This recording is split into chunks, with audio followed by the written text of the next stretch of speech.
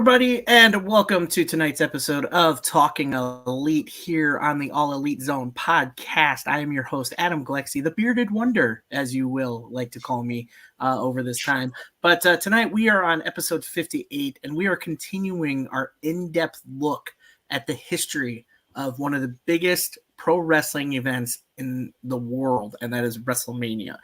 We are coming up upon WrestleMania 40, which is insane to think it's been 40 years of WrestleMania right now. However, we want to cover this stuff, and for that, we are going to let me see. There we go. Okay, I got it. See, I'm learning this. I'm learning this whole setup for the live. But yes, so very excited for everybody who will be joining us tonight. For right now, let me introduce who I have right now. Starting off with one of our brand new members. He's so insightful. I love always talking to him about, especially history. I think he's probably the biggest fan of old school wrestling in the world, and that's going to be Brandon. Brandon, thank you for joining me.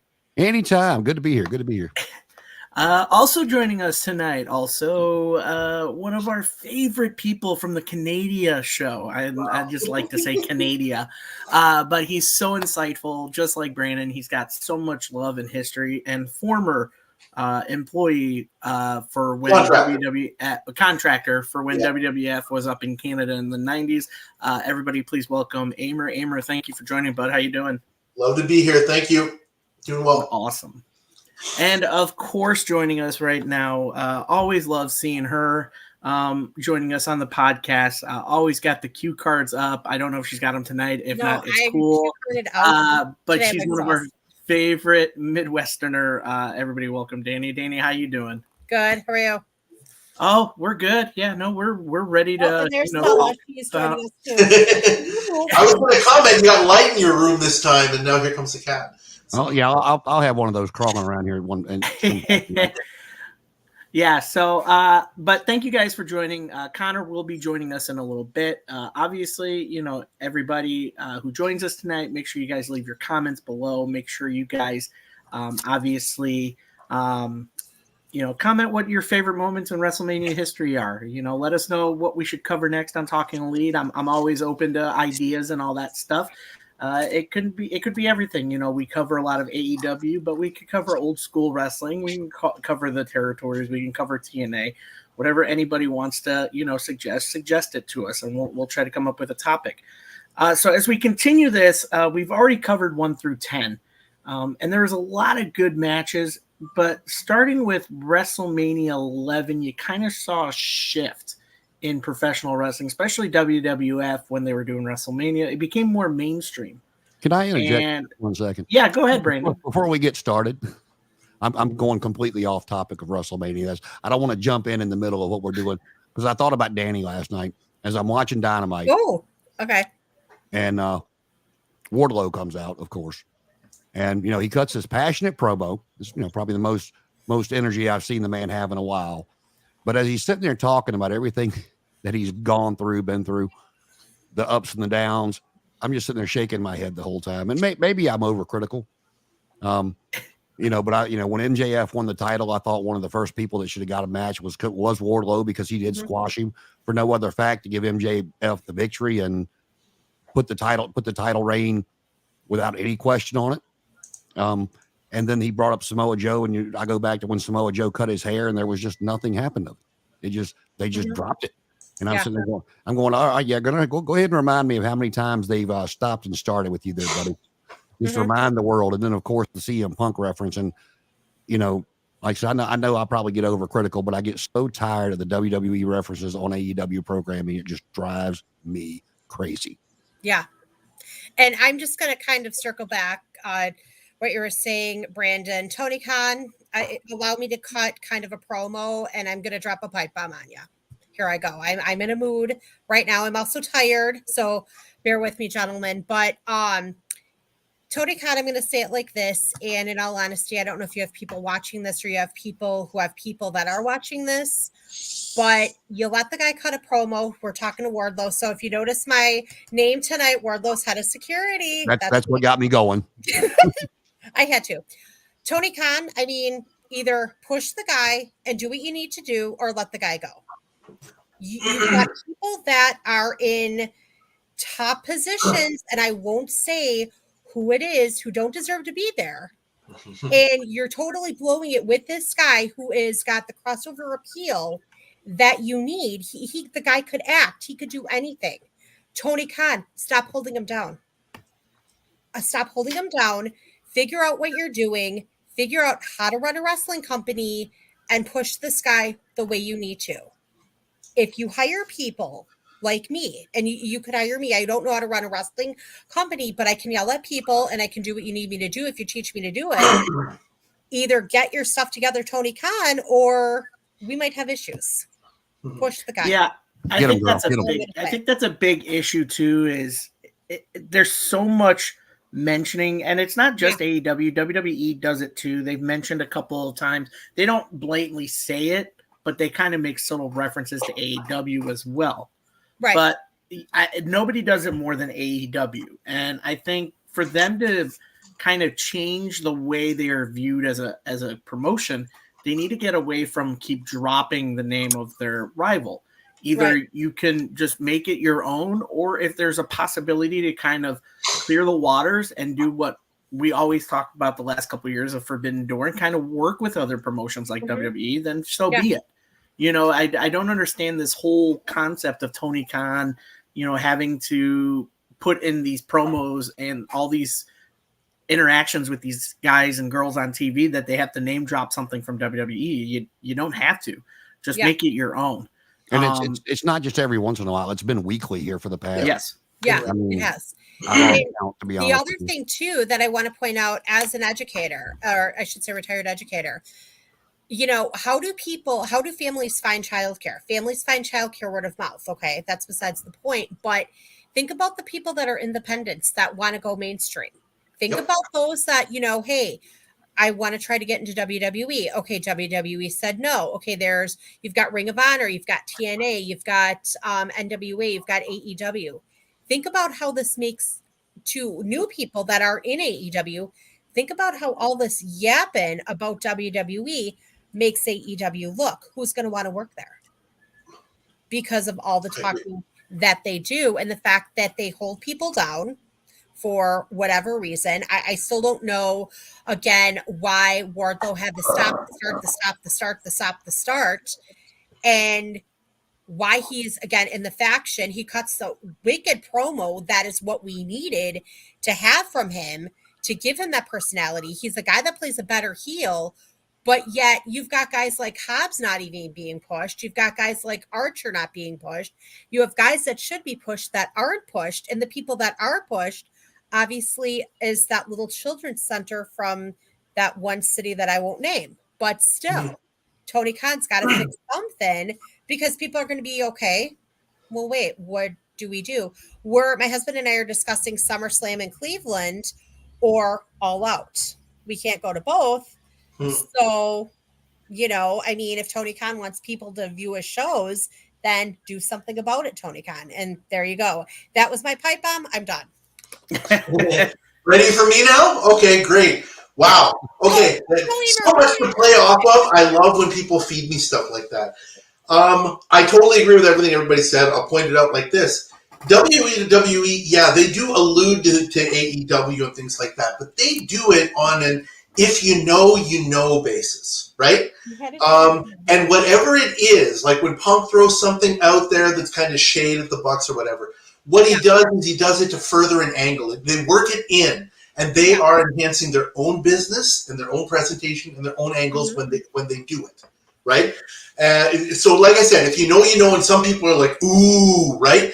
But their main audience, most of which does not watch AEW, they're casual fans. They just think it's part of the show, and it is, right? Because WWE crafts it that way. AEW, A, they can't because their only fans are hardcore fans who know everything, and B, they don't even try. Okay, that's point number one. Wardlow promo, I loved it. At the beginning, I could already see the intensity, but I said, okay, man, this guy sounds forced. You know, I wasn't sure whether it was really him coming across or whether it was scripted for him or whatever. But I'll say this, it got way better. It really did. By the end of it, he had me. It reminded me a couple of weeks ago on Collision when Swerve cut an awesome promo and he was like right at the camera and looking at you, like I'm talking to you, all of you out there, I'm talking to you. And it was intense and he made me a believer. But I'm right with you. Can they carry it forward? Can they make something out of it? History would tend to tell us no, right? Unfortunately. I hope I'm wrong, but after his promo last night, I'm like, okay, we're not going to see him for another 3 weeks now. You know, and that might be the thing. And if that happens, well, then we know where we're going. And just to kind of bring all that together to what Danny said about Tony Khan. Obviously, his intentions in running his promotion. He has the right to run it however he wants. Mm-hmm. He's obviously not interested in making money. I wish he could get it through his head, as he doesn't seem to, that everybody else who is working for him and with him, their goal is to make money, right? Yeah. So even if you don't need it, that's what drives and interests everybody around you, including your TV partners, including your employees, including your contractors, everybody. And Tony, here's what I have learned from my own experience in my own industry over the last year or two. If you want to be a boss of a successful business, there are two ways you can run a business. You can hire smart people and tell them what to do, or you can hire smart people and ask them what you should do. Right. And Tony is making a choice, and I think he's making the wrong choice, and I think everybody here agrees. So I'll just leave it at that. Yeah, well, no, I'll say this: if history showed us anything back in the '90s, is that there are room for two huge successful companies. Yes. Now WCW, of course, we know how that ended, turned out, but for a couple of years there, both of them were filling up, selling out arenas, selling merchandise, ratings through the roof. People will watch if you give them a reason. And he's not. Exactly. New Japan, I like New Japan. I'm sure you guys do as well. But New Japan has tried over in the States, and they did well in the California area. They have their show on Access TV. I'm not sure if it's still on there or not, but it was shown when they tried to come over here that the casual North American wrestling fan is not going to subscribe to their product. You have to be a hardcore niche wrestling fan to want to watch the quote unquote dream matches. And that's great for, the Forbidden Door pay-per-view and stuff to that nature. But on a weekly episodic television show, you need to continue to give people reason to come back. If you've got a casual wrestling fan that watches your show for the first time, he watches it all the way through, and at the very end on your main event, you just beat somebody flat. You've given nobody a reason to go, well, I wonder what happens next week. And it could be done. Again, maybe it's a choice. Maybe it's, stupidity. 100 different reasons it could be, but he's just not doing it. And I wish, he didn't have to copy WWE. That's not what anybody wants either. We want them to be different. Yep. But there's also some things, especially that since Triple H has taken over and other people he could bring in that he could learn from and get more viewers in there. Like I said, I told you guys last week, I went to the one in DC, and when Adam Cole and MJF wrestled the first time in the draw, and people post those pictures, but it's completely true. That other side of the arena is empty, minus a couple of spots here and there. And it's not that me sitting here going, ha, look at that. It's like, what are you doing, man? Build it up. Right. Give people reason to want to come. And it is. To me, is somebody that's been to these full arenas and going to one and sitting there and seeing a whole full side of the arena empty. I mean, it was kind of disheartening. It kind of took away from the show for me. That's how Collision was when I went the day before All Out. The whole and that one whole side of the arena was completely empty. Of course, it was a hard camera side. Then the rest of it was filled. That was for Collision, but All Out was a decent turnout. Yeah.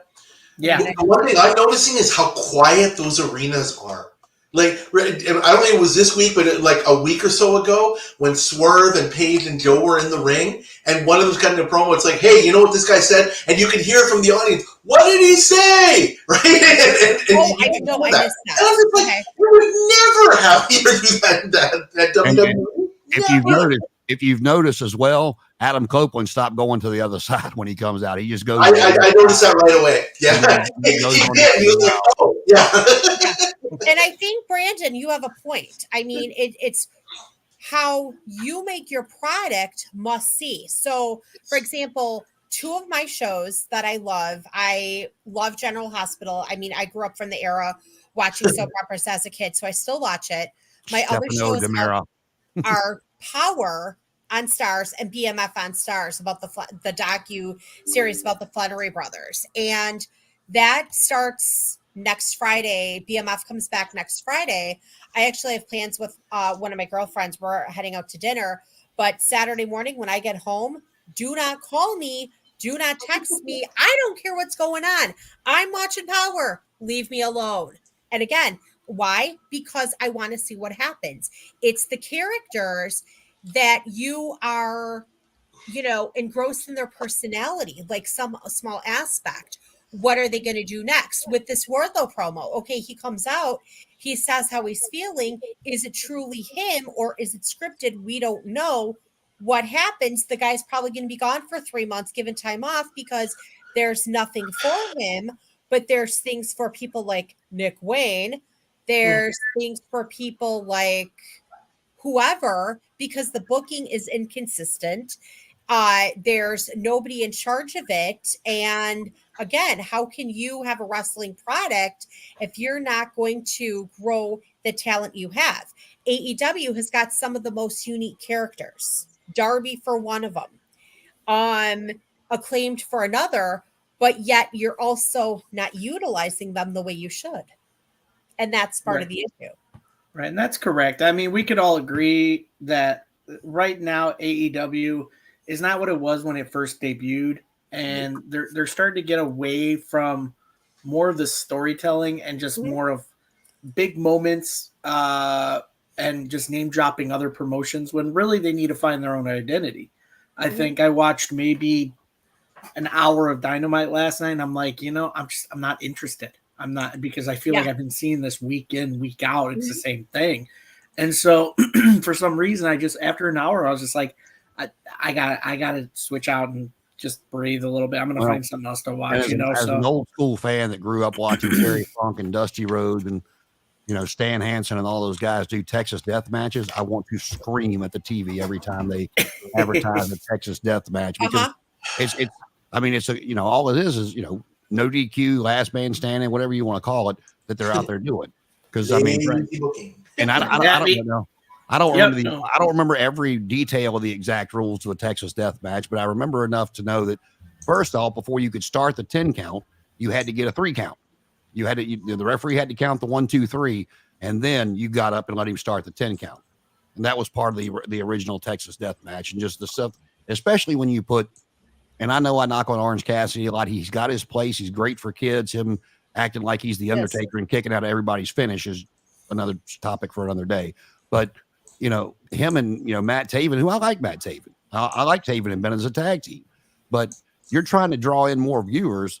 And I haven't looked up the ratings yet, but I guarantee you, if you go back and look at last week's show, in a main event of Orange Cassidy versus Matt Taven is probably going to be one of the worst rated segments in Dynamite history. It was. It's like, it's not a knock on those guys. It's like, you got to build them up before you can put them in that position.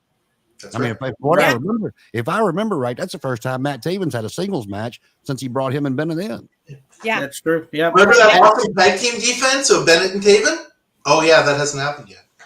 Yeah. No, but I agree. So, but like we talk about old school mentality of pro wrestling and what we remember, which brings us to tonight's segment, which is WrestleMania. And tonight we're starting with WrestleMania 11. This happened April 2nd, 1995. It took place at the Hartford Civic Center in Hartford, Connecticut. Actually, I don't think that's far from Stamford, Connecticut, where WWE's headquarters is located. So it didn't take too far. One of the biggest takeaways from this pay-per-view was it featured a celebrity actual athlete in the main event. That was Lawrence Taylor, LT. Who in the grand scheme of things, I thought did real well for that. Yeah, no, absolutely. But obviously he was a linebacker for the Giants and everything like that.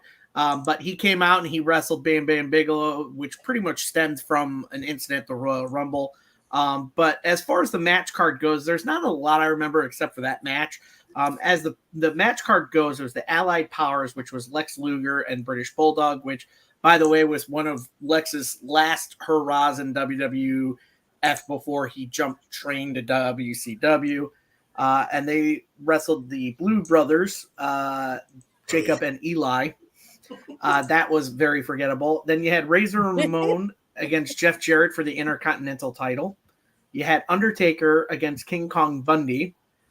You had Owen Hart and Yokozuna versus the Smoking Guns. And Yokozuna was actually the surprise partner of Owen Hart because nobody knew who Owen Hart's partner was. And Yokozuna actually turned out to be the surprise partner. Then you had one of the last few matches of Bret Hart in pretty much starting here in the last few years.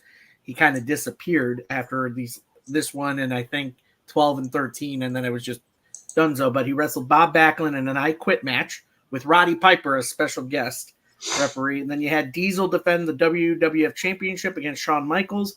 And then obviously you had Lawrence Taylor wrestle Bam Bam Bigelow in the main event. So my first question, I guess, for you guys is, for this pay-per-view card, there was a lot of like star power as far as like Hollywood and like athletics, like other sports, like showcased in this pay-per-view. Do you think that kind of deteriorated away from like all the guys that put the hard work into making this card, like being on the card and wrestling, and they're just like, let's just put a bunch of celebrities out there and main event will be an athlete? I mean, yes and no. I mean, it's, I'm sure it's disheartening for the guys and the girls that work all year long for Lawrence Taylor to be in the main event. But on the other side of the coin on that, with Lawrence Taylor being in the main event, you're getting football fans who may have never watched Wrestlemania or WWF at the time. And, with the celebrities that are outside, you're getting eyes on the product, which was what it was always meant to do. So it's a double-edged sword. Right. Amer? Yeah, it was a dark time for wrestling overall, right? This was to say this was a down period in wrestling history is a major understatement. And from what I heard from the Bruce Pritchard podcast, they were looking to cut costs. Let's stay close to home. Let's work the New York market. Let's stay where things are relatively strong. Let's get through this. And, see what we can get coming out of the other side. Right. So. Danny, your take on this? Yeah, I think it was kind of, from what I remember, it was very heavy celebrity because you have Pamela Anderson, Jenny McCarthy there. And I believe, was that the debut of Sable, or was it WrestleMania 12? It was 11 or 12. I think it was 13. Maybe it was 13, but I wrote it down on my note sheet here. But yeah, it was very, I feel like, heavy celebrity because at that point, Jenny McCarthy and both Pam Anderson were the it girls. Oh, yeah. And then you bring in Lawrence Taylor from the Giants. You brought Reggie White in, God bless his soul. And fun fact, this is where we had Steve McMichael from the Bears. Well, he retired with the Packers. Here was our introduction to Mongo. Mm-hmm. Because what happened 6 months later, he's on Nitro as a commentator. Yeah. So that was kind of our intro to Mongo because he cut that promo and I was watching it. I was watching it last week at my sister's and I didn't realize that Mongo cut that mini promo, which kind of was our introduction to that character. Mongo and his Chihuahua on Nitro. Yeah. Yeah, and that's the funny thing. I mean, you look at this card, and a lot of the matches involve some sort of, sports personality or some celebrity personality. I mean, heck, the one match between Undertaker and King Kong Bundy had Larry Young, who was a referee in the NFL. Yeah. No, he was a baseball ump.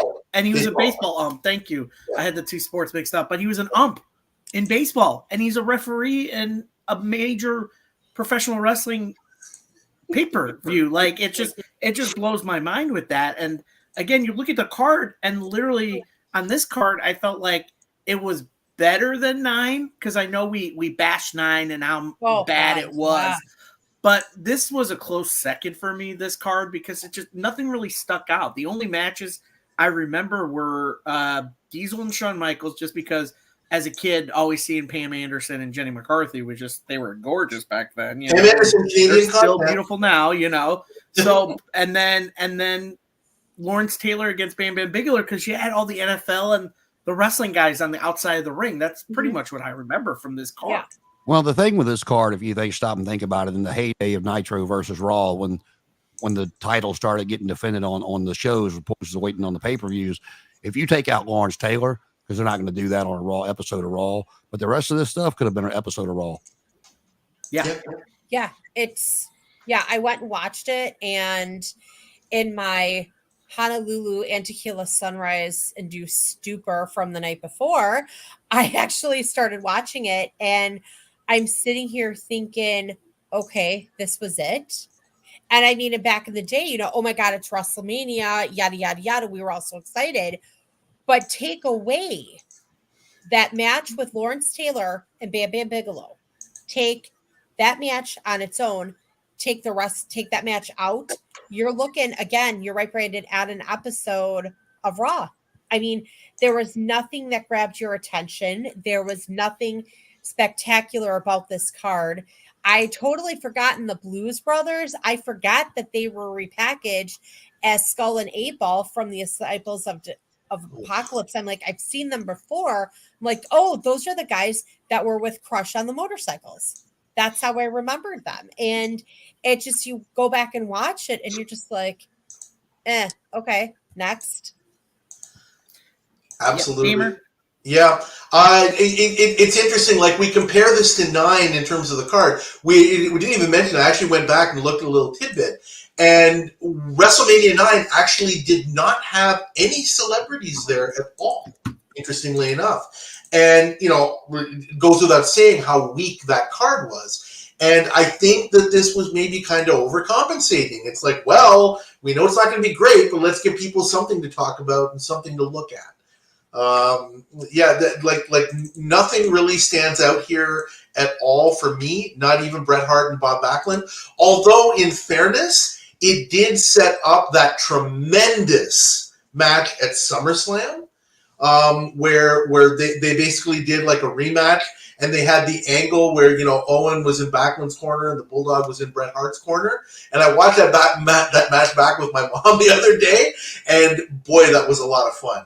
So at least it kind of set that up. But I'm looking at this and I'm saying, he's Razor Ramon against Jeff Jarrett. That's like the most new generation mid-card match you could possibly imagine. Right? Like, what else can you really say about it? It was just not a good showing for the WWE. But, they were trying to make do with what they had, Yeah, and I agree with that. Out of kicking, what? Yeah. It's almost like that's what they were trying to, especially because this was at peak Monday Night War time. And No, because Nitro started in like June, I think. 95. Yeah, 95. Did they really? Yeah. I thought they were started like 93. No, Hogan my came timeline. along. My timeline must have just like. Yeah, Hogan came along in 94. Well, you must have been in the DeLorean. Got more eyes on their product than they with kind Marty of went from there. Right, and that's the thing is like that. This was like the one WrestleMania as a kid I remember. I'm like, I don't see Hogan. I don't see Hogan on this card, and it was just different because I was like, this is a different path WWF's about to take because there's no Hogan, right, and there's no like Ultimate Warrior. Like it's a completely different change of what we saw from 1 to 10. Yes, 11 through 15, and even on. Just you see the contrast differences in all the different genres of WWF history, and 11 is where you see a big shift because you didn't see a lot of also gimmicks at all. You didn't see a lot of like gobbledygookers and like the invading Russians. You didn't see those kind of characters that Vince McMahon had dreamt of from when he took over from his father. I think it started at 10. 10 was a little bit less on that. And a big thing that we didn't actually talk about with 10 is they were coming off the heels of the steroid trial too, right? Mm-hmm. So they had to pivot away from that. Like, okay, Hogan's gone, Warrior's gone. We don't have a lot of big jacked up dudes. Here's a more realistic presentation. And I think they kind of had to. Vince felt he had to kind of lean into that a little bit more out of necessity, right? I mean, these are the guys I've got. This is the backdrop of what I'm dealing with. This is what we got to do. Yeah. And before we move on, I just want to see if anybody's got some last takes on WrestleMania 11 before we move on. Brandon, do you have any last takes on this match card or anything like that? Not really. No. Danny, how about you? I feel like the LT versus Bam Bam Bigelow, that was well placed on that card because it was a special attraction. Because here's a guy that you got coming in who's a linebacker for the Giants, probably never been in a wrestling ring, but you watch that match, he had some pretty good offense against Bam Bam Bigelow. You got Bam Bam Bigelow coming in, who, when he cut that little promo before the match started, I swear I was looking at Eddie Kingston. I swear that Eddie Kingston was reincarnated as Bam Bam Bigelow. And because they both have that similar accent, they have a similar look, but Bam Bam's more costumed, whereas Eddie Kingston is just like whatever, is in the pile for gym clothes, basically just wear that to the ring. They both have that brawler style, that strong brawler style.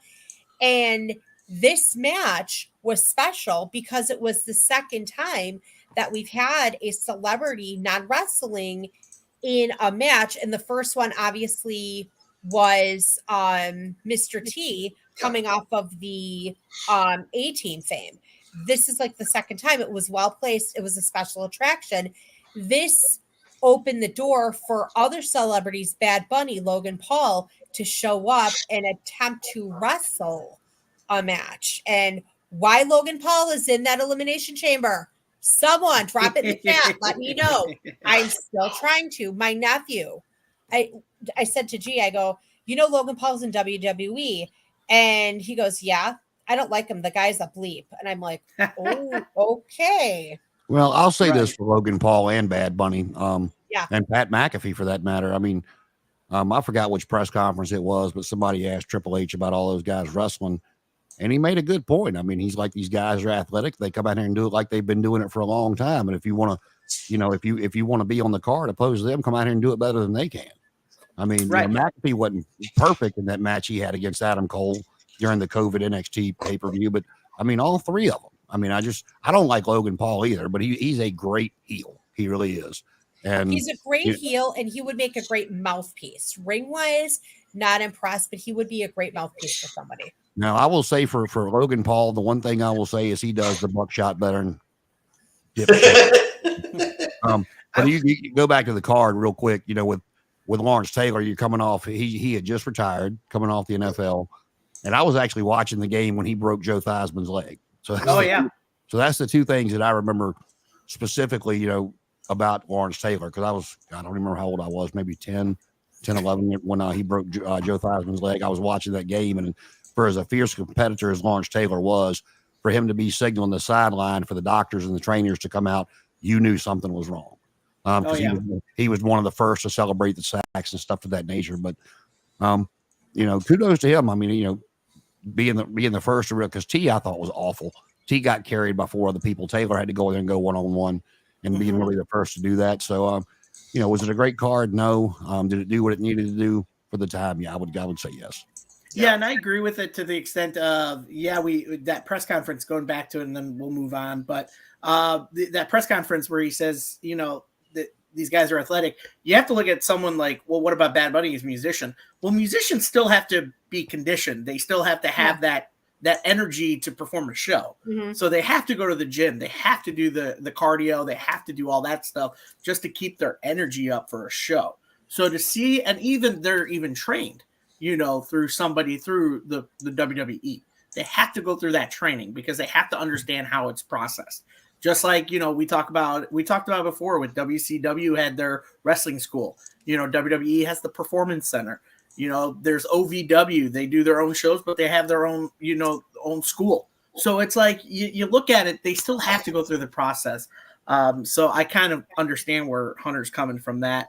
But so moving on from WrestleMania 11, we now get to WrestleMania 12. And this card actually kind of intrigued me a little bit. But first, it it happened on March. So this is like they keep bouncing between March and April with the WrestleManias, but this was March 31st, 1996. Depends when the it weekend was- falls. Yeah, I know. That's what's crazy. When the weekend calls for it, that's the date we're doing it. Okay, thanks. But this happened. It took place at Arrowhead Pond, one of the most famous stadiums in Anaheim, California. And I think it's still there. Correct me if I'm wrong. It's got a different name, but it's still there. It's got a different name, but it's still okay. Yeah. So this took place on 1996. The main event actually was the biggest main event that a lot of people remember from this one. That's Bret Hart losing to Shawn Michaels. They just actually have Raw there. It's a Honda Center now. Sorry. Yeah. So the main event saw that, but the card itself was not a bad card for WrestleMania. Obviously, you had the Body Donnas, which, by the way, included Skip and Zip, and Skip was actually Chris Candido. So Zip was Tom Pritchard. What? Yep. Tom Pritchard, Bruce Pritchard's brother. So they defeated the Goodwins for the vacated WWF Tag Team Championships. The Godwins. Thank you, I mispronounced that. Formerly, then you X Schlesinger and Shanghai Pierce from WCW. Yeah, absolutely. I'm not going to mention one of the matches on this card because it didn't really matter to me. That was called the Huckster versus Nacho Man. We're just going to avoid that ever happen on this card. But then you had British Bulldog, Owen Hart, and Vader against Ahmed Johnson, Jake Snake Roberts, Yokozuna. And the stipulation for this one was if Yokozuna's team won, he would get 5 minutes in the ring with Jim Cornette. Our good old boy, Jim. Then you had Roddy Piper versus Goldust in that Hollywood Backlot Brawl, which by the far was my most favorite one to watch just because of how it progressed. Then you had Stone Cold Steve Austin against Savio Vega. Then you had Ultimate Warrior defeated Hunter Hearst Helmsley. Undertaker that was Sable's debut. Yes, that was Sable's debut. You're right. Well, Okay, thank you. And that wasn't defeating Triple H. That was squashing Triple H. Oh, he destroyed. This was, I think, during the curtain call incident, and he just got squashed. I have some things to say about that, but yeah, go ahead. Now the curtain call hadn't happened yet. Right. You're right. The next one was Undertaker beating Diesel, and then Which was Shawn Michaels. Very good underrated match, by the way. Exactly. Shawn Michaels versus Bret Hart. He went up 1-0. This was the Iron Man match that actually saw Shawn Michaels, I think, win his very first main title. Boyhood his dream big WWF title, yes. like world title. He was Intercontinental title. He was Intercontinental champion. Then he just won the WWF title. So all in all, this card was not that bad, -1. But given the take of it, again, this was a big change from what we saw 1 through 10, even 11. I mean, you had Ultimate Warrior come back just to squash, Triple H. I mean, I feel like we see that today where it's like part-timers or old-timers come back and they squash a young talent. And it's like, okay, cool. I mean, what's your guys' take on the entire card? Well, Roddy Piper had broke his hand at some point in this match, but they had filmed it in a couple of different locations. And I mean, I guess you can call it the first really cinematic match they put on a pay-per-view, with some of it being filmed outside in a different place. And not Stone Cold Steve Austin, but the Ringmaster. And if I recall correctly, I could be wrong, but I think this was Kevin Nash's last WrestleMania. It was. Yes. And this was the return of Gorilla Monsoon when he come out and ordered the match to restart, because he had been out from Vader beating him up with Roddy Piper as interim commissioner interim president until Gorilla came back. And then I'll go ahead and get to the last one. I'll put it over because other than the Steamboat Flair trilogy back in '89, this was by far my favorite match that I'd seen in a long time. With Shawn Michaels. With the Iron Man match? Yeah. Shawn Michaels and Bret Hart. Yes. And for the Iron Man matches they tried to do since, and it's just a personal opinion, I don't think anything has come close. Right. And real quick, welcoming in our fearless leader, our favorite producer, Connor has joined us live. Hot out of the oven. Connor, welcome, buddy. Do you remember anything if you've watched the pay-per-view yet, WrestleMania 12? Yeah, the one match you're talking about, Piper and Goldust. That's one match I do remember. They I was very actually watched it with Chris not too long ago. Like they were wrestling, like, and I believe someone mentioned in the comments that some of this movie, the footage took place from a movie when they were driving, like on the highway or whatever.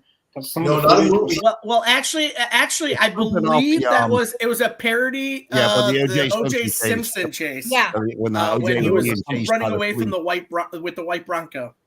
I knew it was Got something to do a gold some of that caddy. footage- some of that footage that they took from something else and put it into the match. I thought it was a really good match. They I like during the event, like they would like say, like they would cut through and say Roddy Piper and Goldust is still at it on the highway or whatever.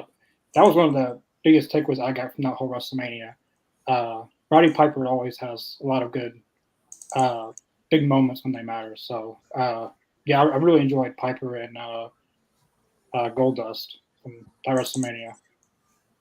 Now, what about you, Amer? What can you take away from this pay-per-view as we? Oh gosh, there's a lot going on here. Yeah, that the Roddy Piper versus Goldust match. It was initially supposed to be Razor Ramon, actually, not Piper.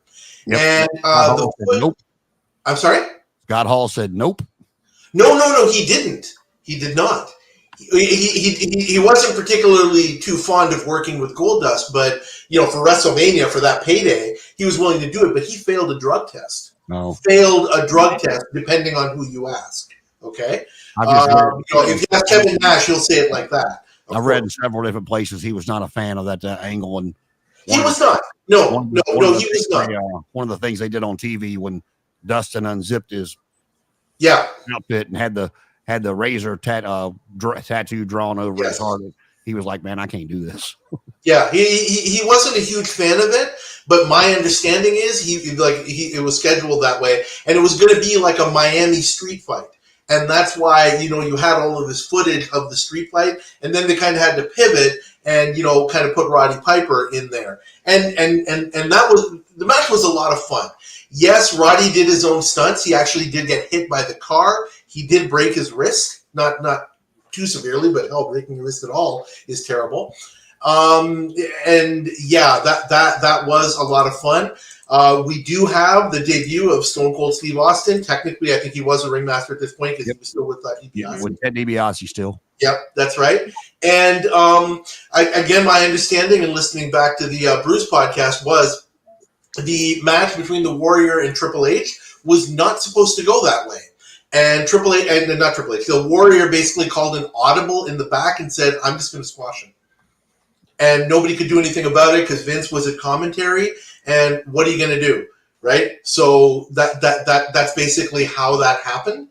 And Hunter just kind of what could he do? It's live. It's WrestleMania. He basically had to take it. The Iron Man match. That's a very polarizing thing. I can totally understand why you would love it, but you know what? The comment I have, and I don't usually agree with Conrad Thompson wholeheartedly, but I do kind of agree with him on this. His take on it is, you watch an Iron Man match, and it's like watching a basketball game. You can tune in with like a minute left in the fourth quarter, and what have you really missed? And I can kind of see that because, that's what wrestling's supposed to be. Like anything can happen any moment. You can get a 3 count anytime. You can get a small package anytime. Not that the match technically wasn't great. It definitely was. But that was a little bit tough. And it's tough for an audience to sit through 60 minutes of no falls and just straight action, right? I know for AEW fans, it'd be like, yeah, what the hell is wrong with that? Sure, let's have a 30-minute time limit draw to start the show. Right? So, but I don't know. Like I can see both sides of it, and frankly, I kind of lean towards that side where it's like, maybe this wasn't the greatest idea for a WrestleMania main event. I'll say this, Ford. I agree with him, and I agree with you on it. However, where I fall back to where I really like the match is, like I said, they tried to do even just 30-minute Iron Man match. God, I can't talk. 30-minute Iron Man matches. They tried to do it in WCW with Steamboat and Rude, who I like both of. Then the WWF tried to recreate it with Hunter and The Rock. And some of those were, even with Steamboat in the match was hard to watch because it got to a point where you could tell they were stalling and there was nothing really moving forward. Where I will give Sean and Brett credit in this match. Like I said, no, you're 100% right. You can go do yard work for the first 58 minutes and then come in for the last two and see the end of it because it's going to last 60 minutes. So no, it's not to me a smart booking decision to do, but they went out there and made the absolute best of what they were given. That's true. That's my take on it. And one thing I'll say for the entire card, if you look over where this WrestleMania is going, Triple H is kind of going back to this style of booking where it's not that many matches with a couple of big time matches with a couple of fluffers in between instead of the 15 to 18 match cards like we were getting with the earlier WrestleManias. Right. And Danny, what's your take on this entire card?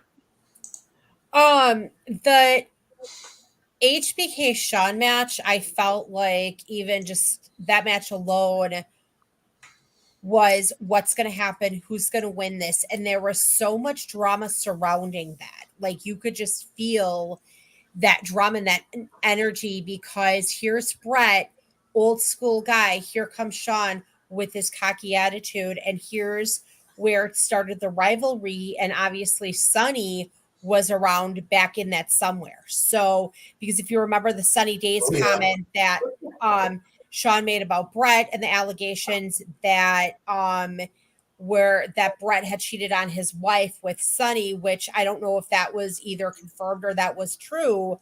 There was just so much drama. And as I look and I feel like as I'm watching it back as a kid, you could just feel the intensity in that match, that Iron Man match between the Hitman and HBK.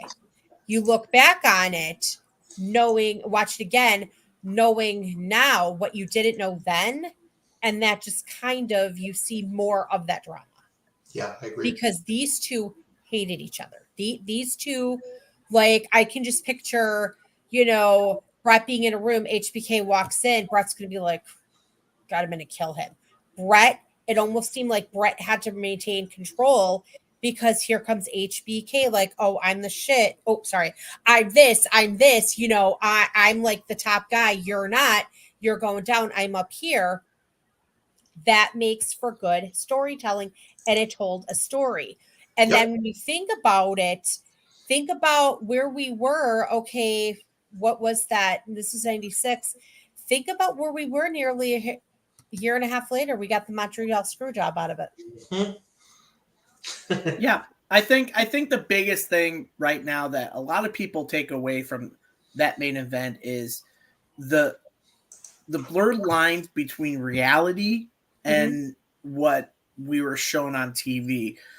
This was pretty much, in the big bubble of kayfabe of what's true, what's not true, who's telling the lie, who's telling the truth, what's going on.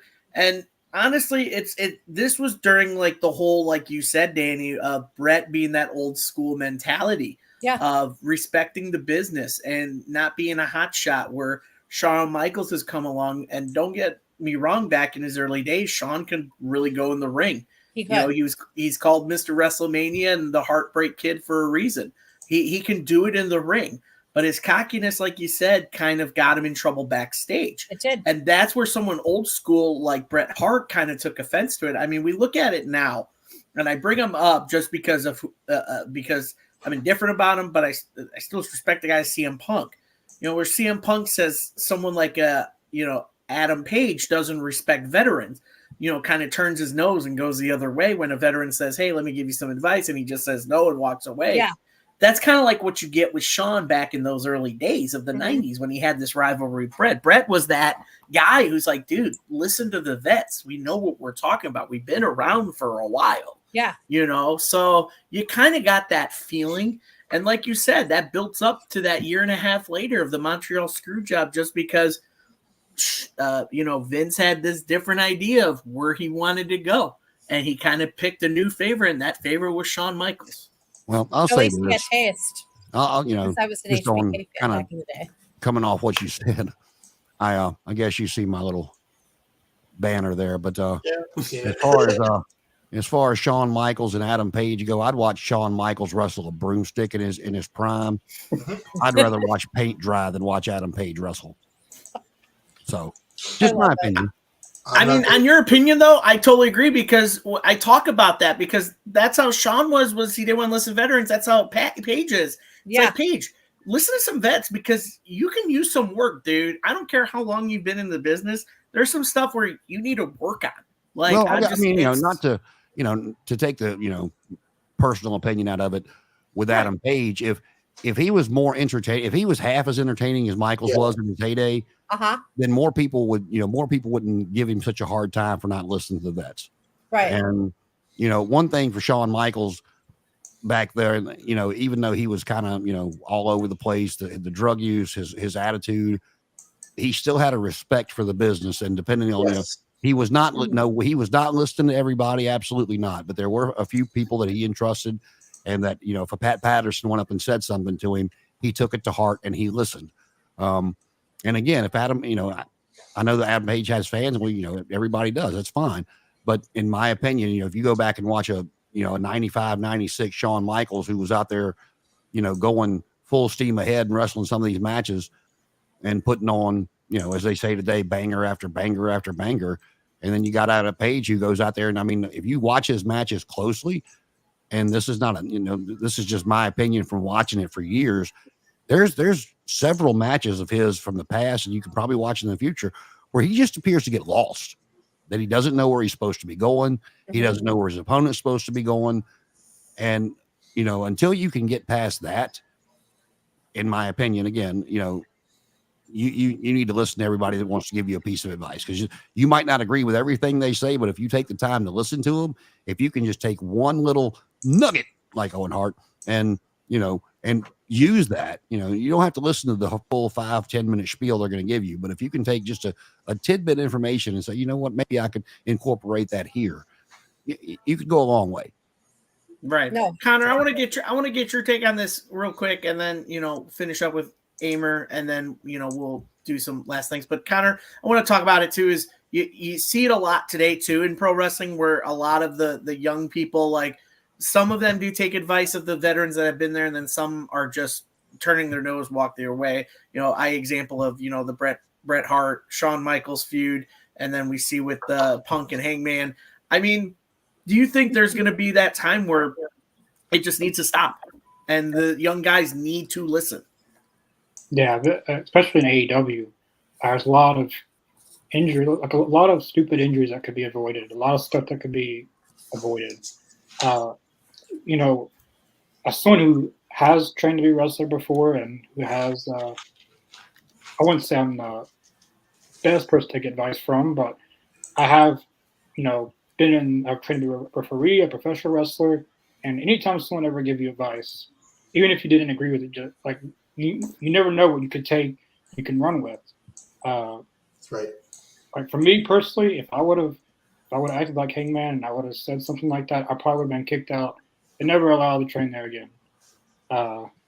And for Hangman, he's a former world champion, former AEW tag champion, so he's kind of a big top name there. So I feel like him taking advice, it shows a little bit more professional in him, because you're a world champion, you're representing a big company, so you should obviously want to set by example. But I think of it like some people think that they know it all, and they think that their way is the only way. But I think especially in AEW, or maybe wrestling in general, but more so in AEW, I know that a lot of younger guys could take some advice, whether it's how to pace your matches to avoid injury after injury after injury, or just simple advice. I know, I think I know who this person was talking about, Jake the Snake Roberts.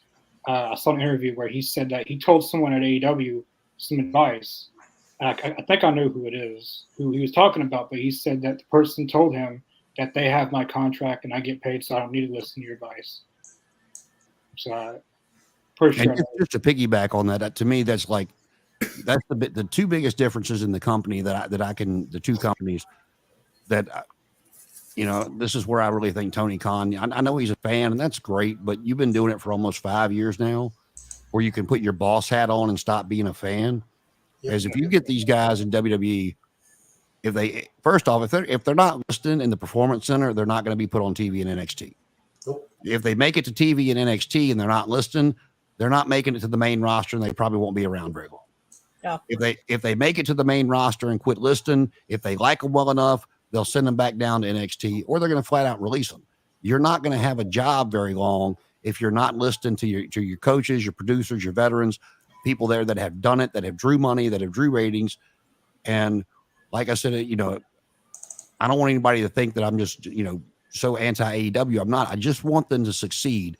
And a lot of the stuff that makes their television programming just makes me shake my head and get up and walk away from the TV, because in my opinion, it could be so much better. Correct. Mm-hmm. The last thing I'll say Hamer? about that, Yeah. Oh, go ahead, Connor. That's very well said. That is very well said. I never heard in all the stuff that I listened to that Shawn Michaels wouldn't listen to veterans or anything like that. Obviously, he, you know, when he became the top dog, he was, you know, Vince's golden boy. There's no question about that. And, you know, yeah, he you know, he thought, well, you know, I deserve this. And yeah, he had that attitude, and there's absolutely no question about that. But you know what? When it came to game time and Pat Patterson said, Shawn, this is what we need to do, he wouldn't talk back to Pat Patterson. He was judicious and he was political about what he did, right? He knew that there was certain lines that he couldn't cross with certain people, so he was at least smart about it. You know, the guys in AEW haven't had those experiences, a lot of them, I think, right? So that would be the difference. Plus, Shawn could back it up in the ring, right? And he made that connection to the audience. So what was anybody going to do, really? He just knew how to pick his spots. And the last thing I'll say about this is the year where WWE, you know, kind of broke out. You know, they expanded their offerings. Like, this was the year where they went to like a monthly pay-per-view cycle with the In Your House and all of that kind of stuff. Yeah. I don't really see any effects of that here, but that might be one reason why, you know, we started to see the number of matches kind of scaled it down a little bit. Maybe that was a factor in it. That's just something that occurred to me. And, you know, going in that direction ever since. Well, that too, and the business was down at this point. So a lot of those huge cards you saw with, you know, 15, 18 matches was to try to get everybody that big payday. Yeah. And in these days here, they couldn't afford to get everybody that big payday. So, Yep. Right. And Connor, we'll finish up with you, and then we'll move on with what you wanted to say. Basically what Brandon said, like, I've supported AEW since 2019, literally the first day it ever was announced. But a lot of fans don't like to, especially on social media, they don't like to hear certain criticism. And there's people not here currently, but used to be on here that couldn't take that. But I really hope that eventually that a lot of the, because AEW's got a lot of good veterans to listen to, like Jericho. I don't know about Jericho now, but maybe Edge, Christian Cage, Taz. You got Samoa Joe. They got a lot of good people to take advice from. And I feel like there's certain guys that just think that they know it all, but the best product is made when it's a team effort. And hopefully one day Tony will realize that. And I mean, of course you have to be a fan of wrestling to want to be a promoter, but at a certain point you have to realize what's more important. Is it just being a fan all the time, or is it being a boss? But yeah, that's the last thing I'll say about that. Yeah, no, it's where you got to draw the line of, hey, you're the boss. You got to put your big boy pants on and be like, this is how it's going to go. If you need to get the help that you need backstage, you know? So moving on. Can I get one more point in? Yeah, go ahead, Brain. I will say this. This is my big fear with AEW not succeeding, or maybe not fear, but you know, I grew up in a time where I was watching 6 to 7 different promotions on a Saturday morning to Saturday afternoon. You know, between Memphis, World Class, the NWA, the WWF, Continental. I mean, I got a lot. You know, growing up in Martinsville, Virginia, that's, you know, what we had to watch on Saturday mornings. And you know, when WCW closed, there was WWE was the only game in town, and it drove me crazy. And their product, in my opinion, showed they had no competition, and I was so excited for AEW. It gave us an alternative, gave us competition, whatever you want to call it. Some people don't look at them as competition. Some people look at them as alternative. It doesn't matter how you look at them. We have another major promotion on a big network television that we can watch. If they fail, now, Connor's young enough, he's not as seasoned as we are. So maybe in his lifetime, if AEW fails, you'll see another promotion make it to the big time and network television. But in ours, we're not going to see another one. If AEW fails, we're stuck with WWE, and that's going to be about it. Yeah. And that's a shame. That I've been saying that for at least a good year and a half. Who's going to want to do this? Like, if this guy who's got $18 billion in the bank can't do it, why the hell should I even try? I agree. Exactly. Yeah. I think that's the biggest fear. So go ahead, Danny. Yeah.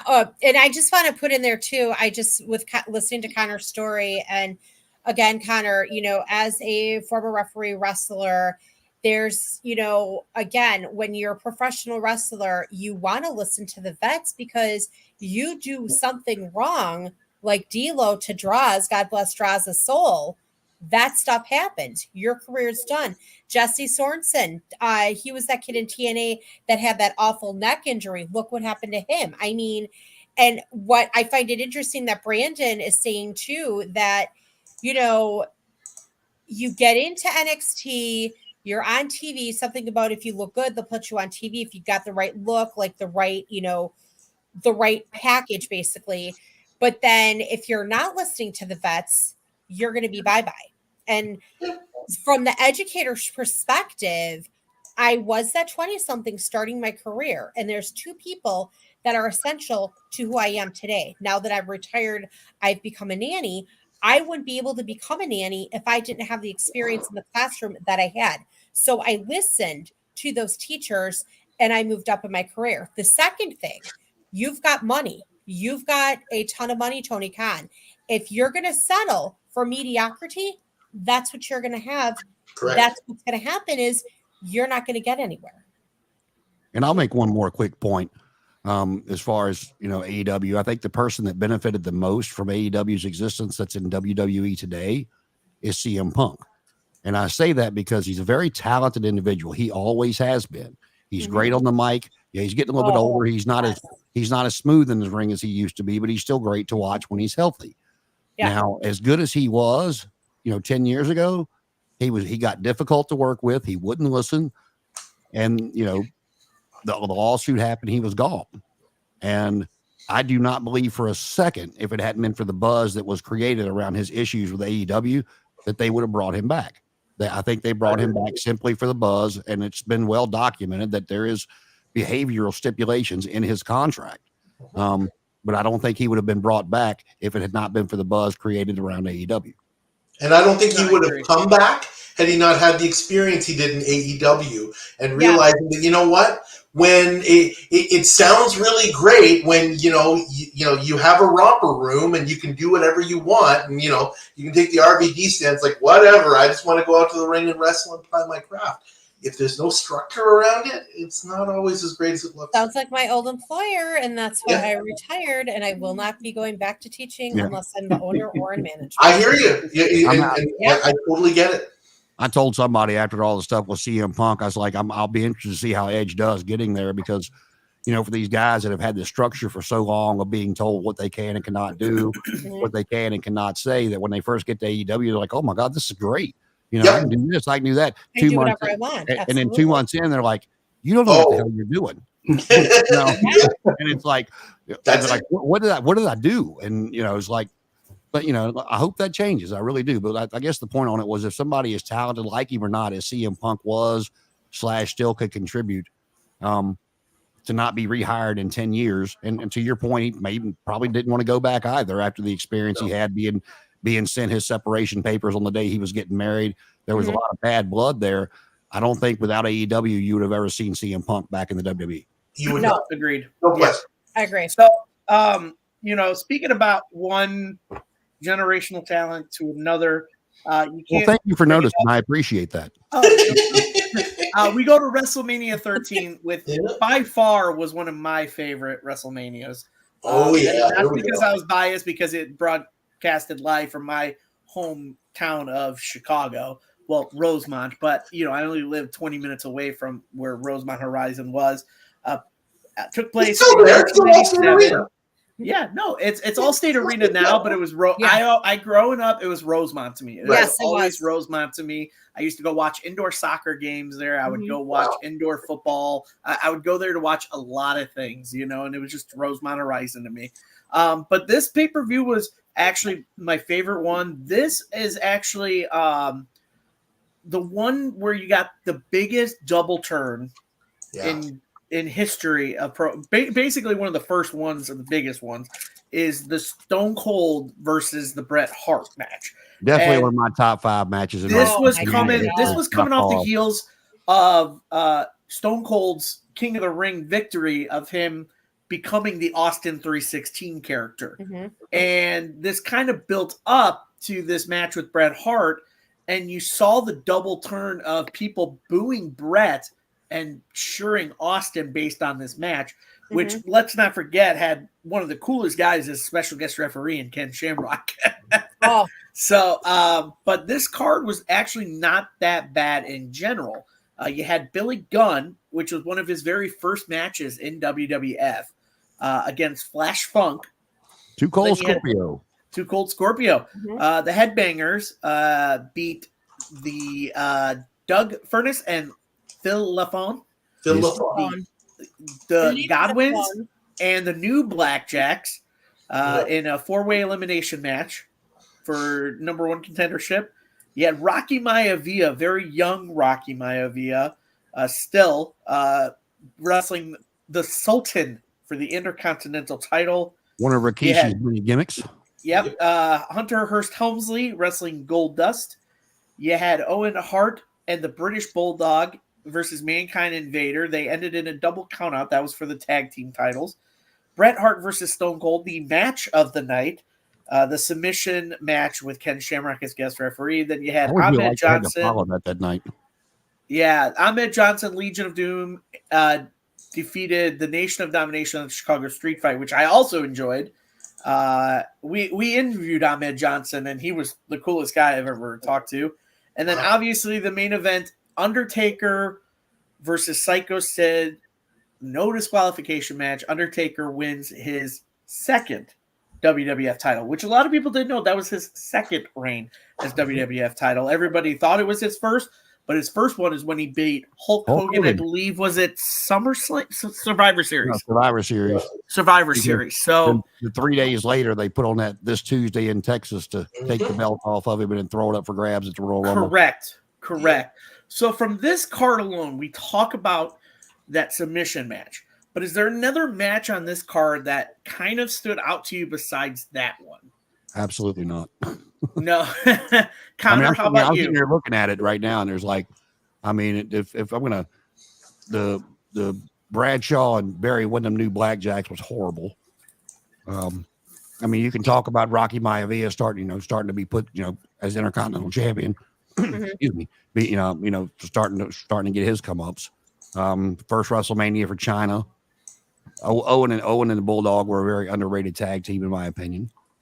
But I mean, nothing comes close to the submission match. But I will say that submission match kicked off one of my favorite things to watch in wrestling, and that was Bret Hart and the Hart Foundation getting booed out of the arenas in the United States and being cheered like conquering heroes in Canada.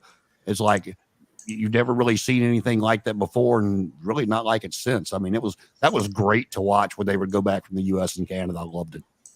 Yeah, absolutely. And that actually pretty much launched the formation of the Hart Foundation was that match.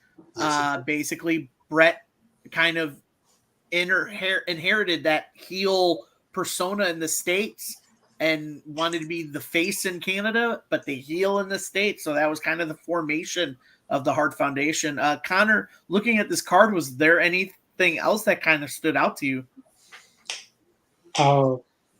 Obviously, the main thing I think everyone will say is Bret Hart and Stone Cold. Ken Shamrock as special guest referee. That really should have been the main event. It really feels like, but from my memory, The Undertaker and Psycho Sid was, for me as a kid. I didn't grow up watching this stuff, but I had these VHSs, old VHSs, and all the matches that really always stood out was The Undertaker matches. That's like growing up. That's someone who I really liked watching. Always old VHSs of. So for me, it'd probably be Undertaker and Psycho Sid. Rocky Maivia. It was one of his first WrestleManias. Very young, against Rikishi. I didn't know that was him at first. But the more I start watching these on VHSs, he just looks a lot like Rikishi. And but yeah, for me, besides the submission match, it would be Undertaker and Psycho Sid. I could watch Undertaker matches all day, but except for the Giant Gonzalez that we talked about last time. You know, Yes. I mean, the Monday one wasn't so hot either. Yeah, but like the as far as matches go, like Taker or not, this was I'm not sure if you talk to the average WWF fan that could actually sit there and tell you about different main events from WrestleManias, that they could tell you a match besides Steve Austin and Bret Hart from this card. Go ahead, Amber. I'm sorry. Oh, you're good. Go ahead, Amber. Yeah, a couple of things. You were talking about Bret and Austin, coming off King of the Ring. Don't forget that in the 1997 Royal Rumble from a couple of months earlier, that's when Steve Austin won that match.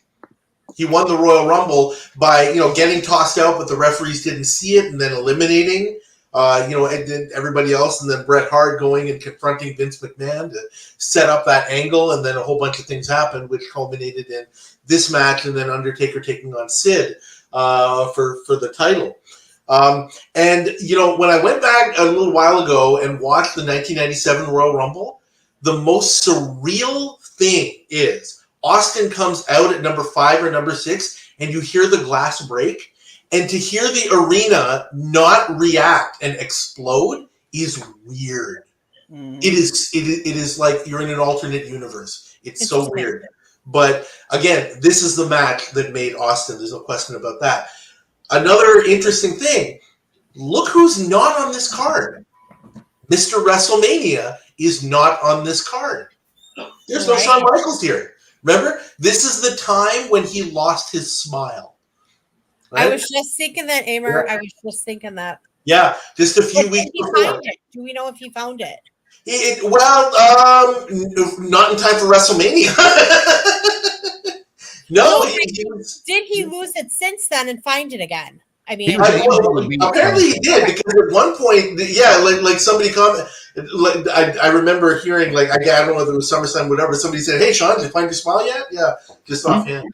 But he was on the beach about that time, enjoying some sunny days himself. That might have happened before. I don't know whether was Sunny still around here. Yeah, she probably was. Yeah, somewhere. Yeah, they had thrown her all over the place, managing the Godwins, the Smoking Guns, LOD. Yeah. They had put her everywhere they could try to find a place for her. But yeah, she was around quite a bit after Candido went back to ECW. Yeah.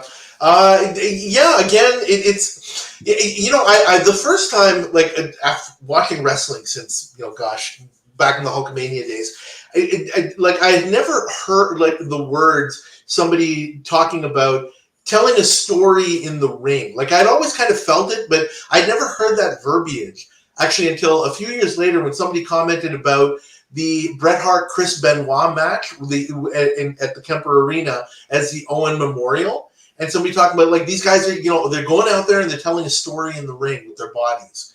And I'm like, I for whatever reason, I had never thought of wrestling that way. But you want somebody to understand storytelling? Have them watch this match. Yeah. Bret Hart against Steve Austin. Well, I will also say about Bret back in that time, I remember shaking my head going, "Oh, we're screwed as a society," because Bret Hart being the heel, coming out of this, you talk about the Royal Rumble, nothing Bret Hart said was wrong. Correct. Yes, that's right. And and Steve's out there cheating. He's doing this. He's using a chair. He's flipping everybody off. He's drinking beer, and the crowd's going crazy. And I'm like, "Yep, society is screwed." Danny, what about you? Besides this match, what's your takeaway from this whole card of WrestleMania 13? The only thing I want to know is who dyed gold dust hair with finger paint and put his makeup on with a butter knife. I'm like sitting here watching this, and I'm just like, going through the channels. My sister's gone. I'm like, I need alcohol to watch this. Looking at Goldust or whatever he was, Luna Dust or chlorine pool dust or hotel dust or whatever dust he was. That hair and that makeup. The Kardashians who wear masks every single day looked much better. Half the YouTubers on, YouTube that are social media people that do makeup. Oh my God. I cringed. I had a major cringe moment watching him with Luna Vachon because she's cringeworthy enough, but the platinum, the look like finger paint and the red, and I'm like, that's all I'm going to say. Okay. Yeah, you should be happy. You should be happy you didn't see him as his Black Rain character in TNA. That was even worse. But continue. Okay, I'm gonna have to look that 7 in WCW. Don't look that. Yeah. The second thing is the whole and I wrote my notes down here. Hold on, let me see if I find them. Where is it? That Hitman Stone Cold. That's the one that had Ken Shamrock as the special referee. Is that the right one? Okay. Yes. Yeah. That one to me was like the Hitman saying, you know what? I'm better than you. Yep. I don't like you. I don't like what you stand for. And Stone Cold, the guy that we could all identify with. Like, he's basically doing this. He's drinking the beer. I mean, who doesn't want a cold one after a hard day at the office? I mean, me, I'll do a martini if I need to. But still, you had two contrasting characters, two styles, and it's like basically two combustible elements, if you would, going together, creating that explosion that was that match. And as I watched those old episodes of Raw with Ken Shamrock, my God, I didn't realize how great he was. And looking back on it, the man is amazing. And he was back then. Yeah, if you look into it, it's something I've always loved was the early days of UFC. And Ken Shamrock was one of the very first signees of the original UFC concept.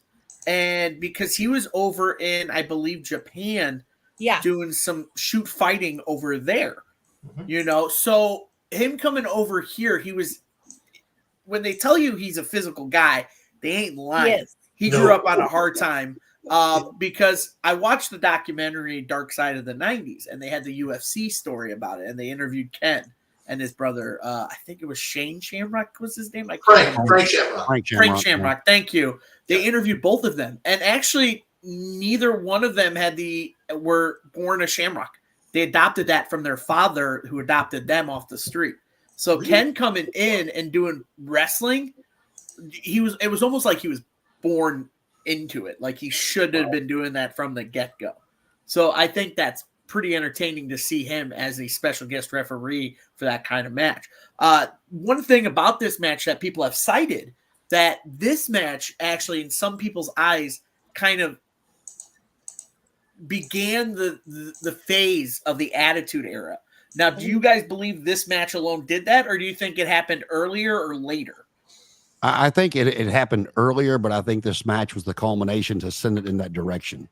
Yeah. Trope codifier, if you will. I agree.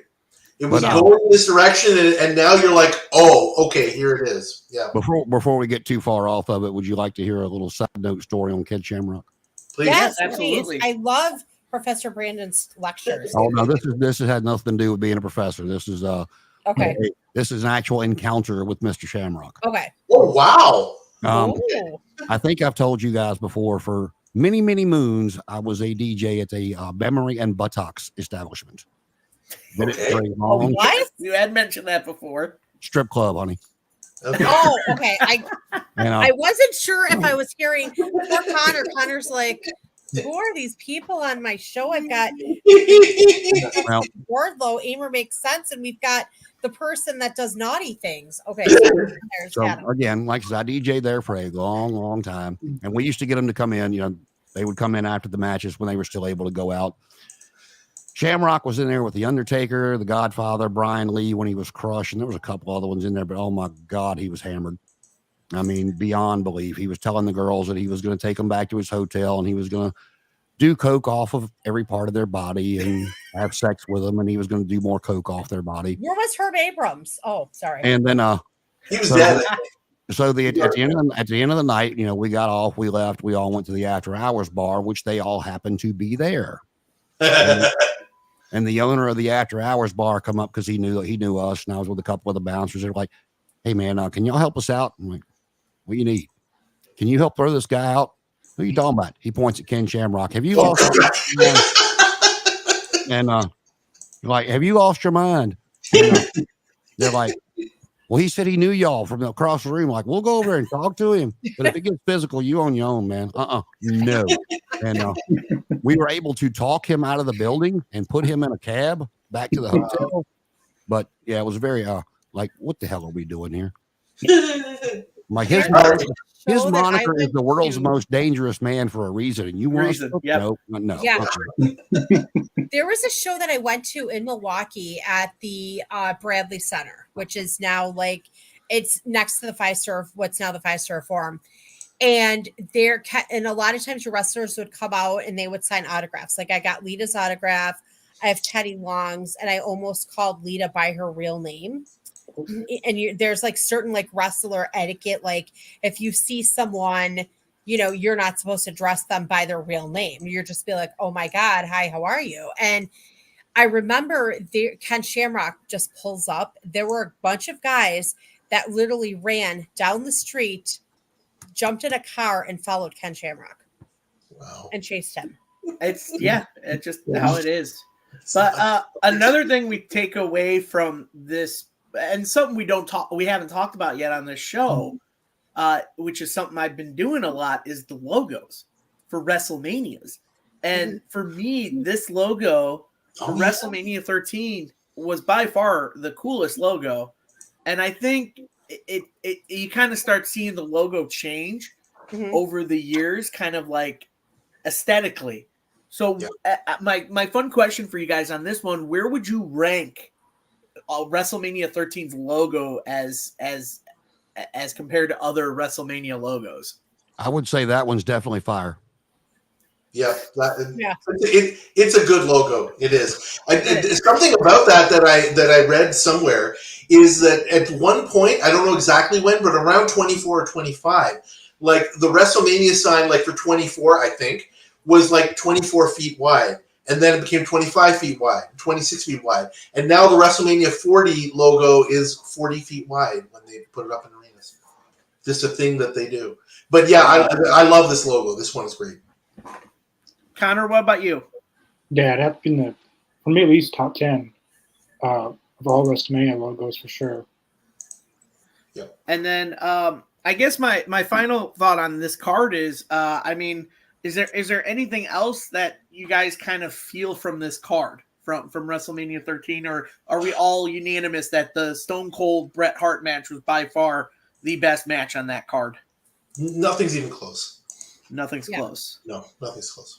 Yeah. So, and this, I would say, when we talk about the Attitude Era, that I would agree that this was kind of the catalyst, this double turn, and we kind of saw it progress, and we kind of jump ahead a little bit to the following year, which is crazy to think a year later, and it kind of stems, and because when we go to WrestleMania 14, obviously, the one thing we can't talk about without WrestleMania 14 is what happened months prior, which is the change of guard in WWF when Bret was screwed out of his title in Canada at Survivor Series. That's kind of where the change of guard happened. And this is where you kind of see the push of the Attitude Era come into full circle, almost like this is what it is. This is the Attitude Era now. Obviously, WrestleMania 14 kind of made that. obviously, because you had Shawn Michaels winning his world title back, and DX basically running rampant in WWF. Then you had the beer drinking, I stun my boss all the time, Stone Cold Steve Austin coming up. But, one thing I will say is that WrestleMania 14 probably was one of my top 3 WrestleManias, definitely. It's one of the ones I always remember as a kid growing up. It was Boston, Massachusetts. It took place at the Fleet Center, which I think is still there, or it's now TD Garden is what it's called now. It's called TD Garden now. And the card itself was not a bad card. Going over it, you had LOD, Legion of Doom, come back, renamed as Legion LOD 2000. And their valet was Sunny coming out. They had won a team battle royal after eliminating the Midnight Express. Then you had kind of like the push for light heavyweight wrestling with Taka Michinoku against Adjula. Yes, for the light heavyweight championship. That was the attempt of them trying to copy the cruiserweights go over in WCW. Cruiserweights over in WCW, exactly. Yes, so they had the high praise that they were getting for the cruiserweights in WCW at the time. Yep, because you still had some lucha in ECW in '98, and then you had the cruiserweights in WCW, and now you have the lightweights in WWF. So everybody's trying to stay on top of that. Then you had Triple H against Owen Hart in probably, I feel, one of Owen's good matches. I honestly feel Owen should have won that European title, but I kind of saw where they were going. Then you had Mark Merrow and Sable. Sable's actually WrestleMania debut in the ring, and not as a valet, against Goldust and Luna Vachon. Poor Luna. Then you had The Rock against Ken Shamrock for the Intercontinental title, which we'll get to, which was another good match on the card. Cactus Jack and Chainsaw Charlie against the New Age Outlaws for the WWF tag titles. Undertaker versus Kane, again, another banger of a match. And then obviously the main event, Stone Cold beating Shawn Michaels for the WWF title. And I'll ask you guys around, do you guys feel that was, for me, in my opinion, that was a good stacked card for a WrestleMania? Would you guys agree? And what matches really stood out to you guys? Well, I'll start. I mean, you go start with the tag team battle royal, and you can tell money's starting to come back in, because getting not only a battle royal but a tag team battle royal, money's starting to come back in. They're putting people on the show to get them that payday that we talked about earlier. Taka Michinoku and Aguila, is what it is. WCW had the at the time they had the cruiserweights that had names, and some of the guys that WWF was bringing in just nobody really heard of or knew, not even from ECW. WCW seemed to be getting all their main light heavyweights, cruiserweights, however you want to word them. To me, Triple H, Owen Hart, I mean, you can just look at that and know it's going to be a good match. I mean, between both of them. I mean, of course, they had better matches than others, but I don't think I've ever seen either one of them have a bad match, and take out the squash by the Warrior. But Mark Merrow and Sable, I mean, Merrow wasn't bad, and Dustin, despite whether he was dressed as Goldust or in a diaper or whatever he was wearing for this one, I don't remember. Dustin could then, and he still can to this day, put on a good match, especially if you got somebody that will listen to him and follow him. And then Cactus Jack and Terry Funk, it's like I forgot who I heard talk about it. It might have been Pritchard. Let's correct me if I'm wrong, but I'd heard, or it might have been Cornette. I'm not sure, but they were talking about putting that mask on Terry Funk and calling him Chainsaw Charlie. Now it was Cornette, because he was arguing with Kevin Dunn in the back. That's who it was. But he said, "Why are you doing that? This whole arena is going to know that's Terry Funk. All these people don't know who that is." And as soon as you come out, the whole audience is chanting Terry, Terry, Terry, and then the Undertaker defeating Kane. That's Kane's first WrestleMania after the Hell in the Cell of him attacking the Undertaker and making his debut. And then, this was, if you go to this match with Mike Tyson coming in as a special enforcer with DX and Steve Austin, this was kind of the turn of where the WWF started to take the momentum back, making the money, getting the mainstream back again, like they had back in the late 80s, early 90s. And, it wasn't a bad match, but if you watch it, it was definitely one of Shawn Michaels, especially in his championship era, probably his worst match as champion, but you could tell he was definitely affected by his injuries. And whether it was to the extent that he made it out to be, or it was just he needed to go away and get not only his body healthy, but his mind healthy and his soul healthy, it was by far one of his worst matches in that championship era, as the main event, as Mr. WrestleMania. But overall, no, that's it. Overall, it was a very entertaining card. Amer? Yeah, I would say that it's solid, right? Like all around. Does anything stand out more than anything else? No, not really. So you could call it like a lot of WrestleManias that we saw kind of between 20 through 30, just in terms of, okay, yeah, good. I walked away from it with, kind of what I expected. And it's just kind of, setting up the ongoing story. I mean, I think the Undertaker and Kane match is kind of underrated. People sleep on that one a little bit because Kane was just so new, and the way that they had, made the story around it, that's probably one of the best builds to not a main event WrestleMania that there ever was. Because you look at Undertaker's so impressive in and of himself, and then you have this other guy who can really stand toe to toe with him, his brother. Like, wow, that was something. Yeah, Danny, how about you?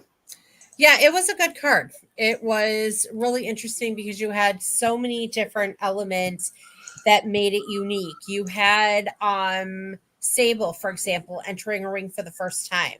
Nobody, she was just out there as, she debuted as Triple H's valet. Then she was obviously married to Mark Mero at the time, but still you had that. You had Chyna, who we still couldn't figure out. You had The Rock, who at this point, this would have been 1998, I believe. So this was, when he started when he was in that heel turn. And you just had so much uniqueness, individuality on this card. You had Ken Shamrock wrestling. I mean, this was one of the more interesting cards. And then you had, again, HBK versus Stone Cold. And was this the match where he was laid out in the ring and couldn't move? I read somewhere that he couldn't move after this match. Like that's you talking about Steve Austin? You talking about Steve Austin? No, I talking about HBK. It was he was still hurting, and he took the punch from Mike to sell it.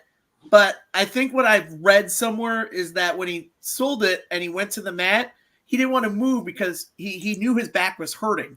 So he kind of took a while to get back up because his back, again, this was from the casket match that he had at Royal Rumble against the Undertaker, where he severely injured it and took 4 years off. But yes, that match he took a while. He didn't move for a while because he was letting Stone Cold and get his things like that. So the moment, but Connor, it was interesting. Oh, sorry, I didn't know. Danny, are you good? You got more? Yeah, go ahead, Connor. Okay, Connor. For me, of all the WrestleManias we've been talking about tonight, this one so far is the most card-wise. This one looks like the more superior one so far that we've watched out tonight, at least. For me, the Triple H and Owen Hart was a really, really good match. I've watched that many times. Really, really good match. Another good one, The Undertaker and Kane. As Amar said, this match not being a main event, it could have been the main event if they really wanted it to be, because the story with the Undertaker and Kane was really, really good. That's one of the stories that I always enjoyed in my childhood. That's the one story that I always enjoyed. Undertaker and Kane, when they would revisit it, they would come back to it. It was always a fun story, and they would always have twists and turns in the Kane and Undertaker feud. Of course, Chainsaw Charlie, Terry Funk, and Cactus Jack. That was a really good match against New Age Outlaws. I remember this match. This was the match where was this not the one where they pushed Jack? They pushed Terry and Cactus off the stage in that dumpster. It was the Raw before they had pushed him off the dumpster, and that's when they decided, let's make it a dumpster match. Right. Yeah, that makes sense. That was a really good match. And of course, I think at least for me, the moment that I'll always remember from this WrestleMania is Mike Tyson punching Shawn Michaels, and even the build to that was like the one Raw where Mike Tyson came to Raw, and Stone Cold and Austin was, I mean, Stone Cold and Mr. Man was in the ring, and all hell breaks loose, and like that was really like the whole build up to that as well was really really good. Austin and Michaels and Mike Tyson, but for me, I used to have a poster of Mike Tyson and Shawn Michaels where Mike Tyson punched Shawn Michaels. Yeah, for me, this was definitely one of the more superior ones that we've talked about tonight so far. Yeah, I think when it comes to 14, I think this is on everybody's top list. Just because of the storytelling. We talk about it as fans, we want the storytelling, and this one had the storytelling to it for a lot of matches.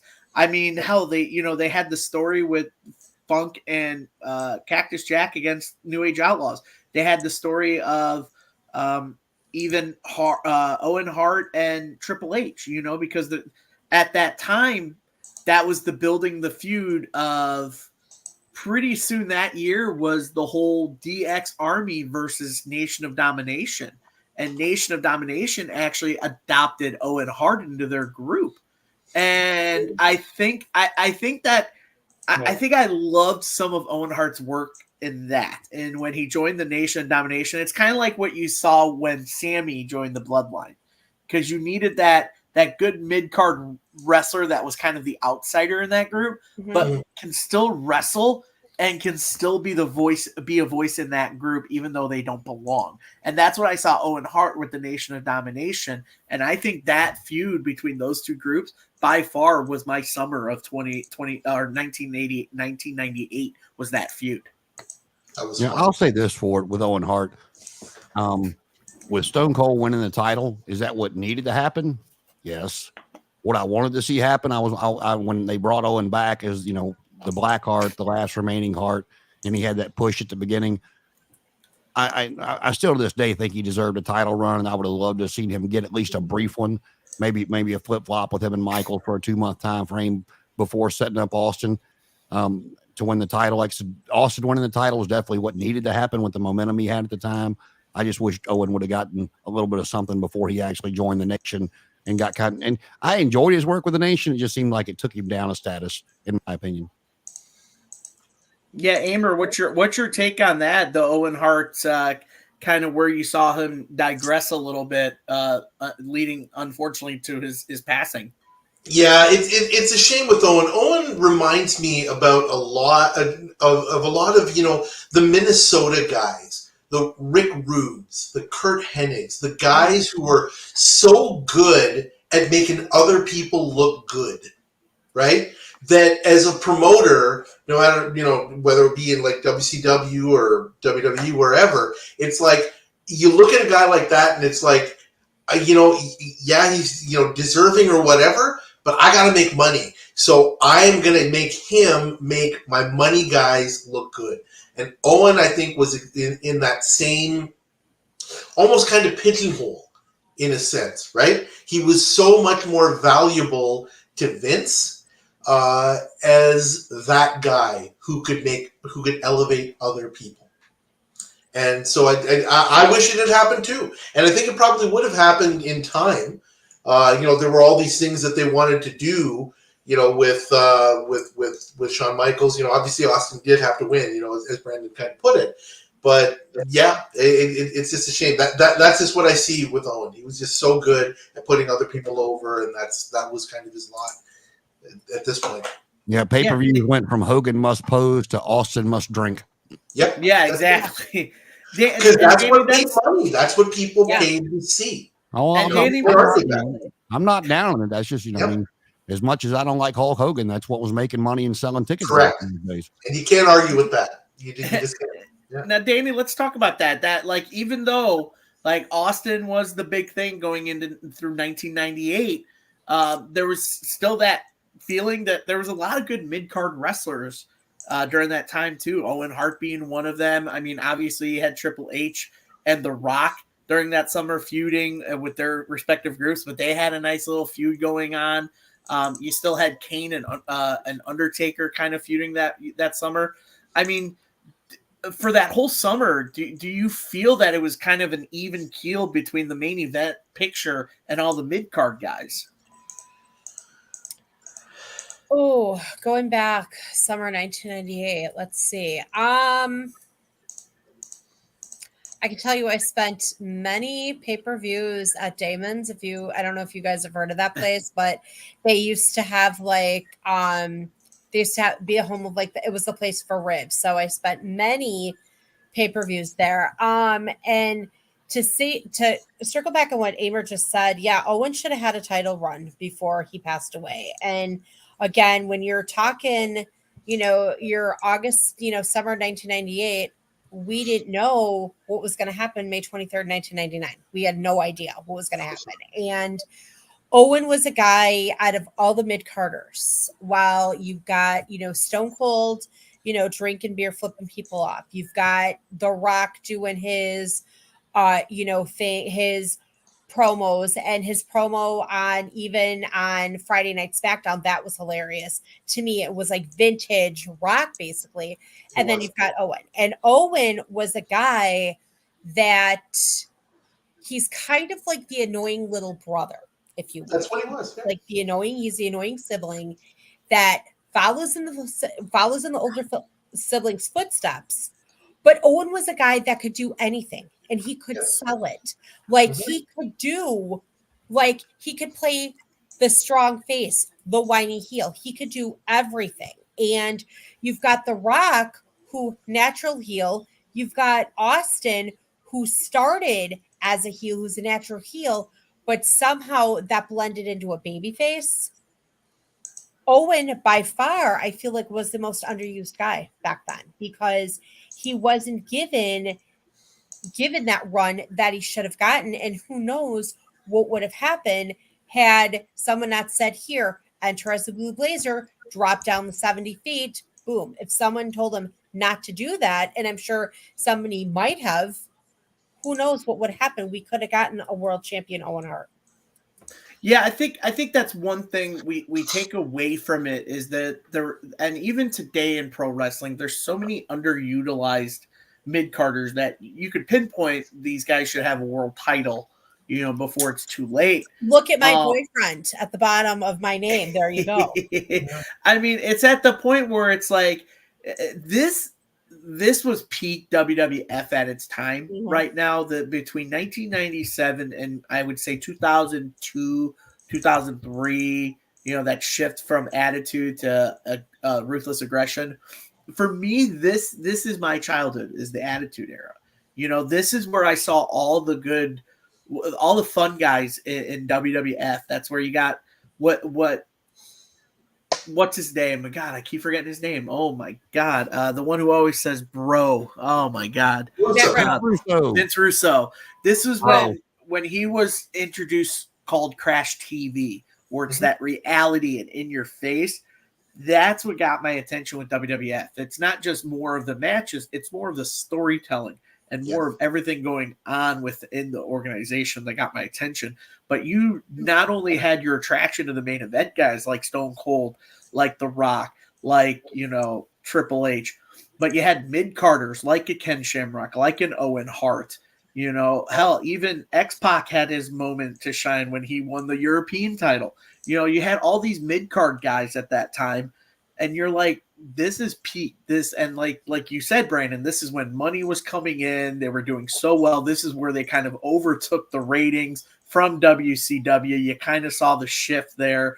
And to me, I don't think there's a better period for me personally than the Attitude Era that stemmed from this WrestleMania. Well, one thing I'll say about the Attitude Era, it doesn't really get discussed a lot, is one thing WWE, WWF has always been really good at is embracing pop culture, what's happening around them. They do it better than just about anybody else I can think of, and that includes, brands like the NBA, the NFL.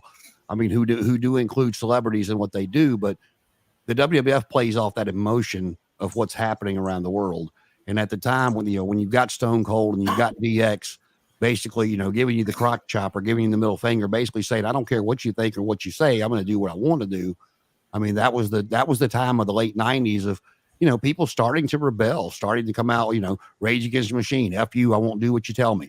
I mean, that was a sign of the times that the WWE capitalized on, and they're still doing it to this day with some of the stuff that they are doing. They do it better than anybody else in the Attitude Era. Again, if you go back and look at what was happening in the 90s, the Attitude Era was the attitude of the world. Well, at least the United States at that time in history. Yeah. Amer, any more takes on this WrestleMania at all?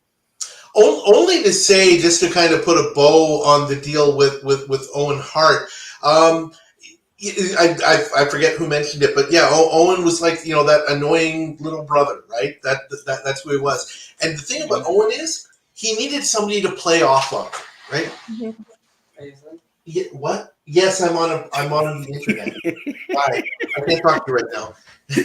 My son, after being out all day, is like, "Hey, are you doing anything?" Whatever. Owen needed somebody to play off of, and I just feel, and of course nobody could have foreseen, the tragic thing that happened, but it would have come. It would have happened organically, and Owen would have just taken it and played off of it. Remember when he won those Slammy Awards? Yeah. And he was carrying around those Slammy Awards. He made it so this is more important than any title, or anything like that, right? And he had that way of going about it, and it would have come, but it would have to happen organically, and then Owen would have taken it to the next level if he had somebody to play off of, and he would have found it. He would have found it eventually. But I agree with you. The only thing I will say is I'm not sure how he would have gotten back to the level of fan interest. Maybe not popularity is not the right word for it, but after Brett left after the screw job and he was off TV for a little bit because Neidhart left, Davey Boy left, and then they brought him back through the crowd where he was attacking DX. Mm-hmm. He had there was such a swell for him right then and there. I'm not sure how he could have gotten back to that after being knocked down the peg he was, because the Brett screw job and the whole the very next night on Raw, Shawn Michaels bringing out the little person dressed up as Bret Hart and stuff of that nature, where he came through with that legit gripe, and then Shawn getting hurt the way he did. I'm not sure how he could have got back to that level of fan interest that he had coming back after everything that had happened with his family. Yeah, was that the and Owen Hart coming back? That was the In Your House DX one, I believe, in December of 96, 97. I think so. I think it was one of those, because I distinctly remember watching that pay-per-view and watching the main event of that, and just seeing out of nowhere someone coming from the crowd, and I look and I go, "Is that Owen Hart?" And it was Owen Hart attacking Shawn Michaels, and this was like peak DX, like him, Triple H in China, like this was peak DX, and they had their pay-per-view named after him. And when I saw Owen Hart attack Shawn Michaels, I was like, Owen Hart's back, because I haven't seen him in a while. Well, it goes back to as well, I mean, when you can stitch reality into this TV, it's like, for as much as Matt Hardy and Edge have done since the Lita stuff, and as much as internet buzz as the Hardys got for the broken Hardys and stuff of that nature, Matt Hardy has never been since more popular than when he was coming through the crowd attacking Edge when he didn't work there, because they had fired him and then brought him back. And kudos to both those guys for what we kind of touch around sometimes, but kudos to those guys for being able to go, I don't like you, but I'm going to make this money, because you don't see that anymore. It's like the whole thing with the Bucks not wanting to work with CM Punk, blah, blah, blah, blah, blah. You've seen it in a few other instances, but those guys are coming off legit, I want to rip your head off, legitly. And, Matt Hardy has not seen, Edge, of course, has seen a lot of success, Adam Copeland, whatever. But Matt Hardy has not seen that same level of success since, especially as a single star. Right. Danny, any last take from WrestleMania 14 before we move on?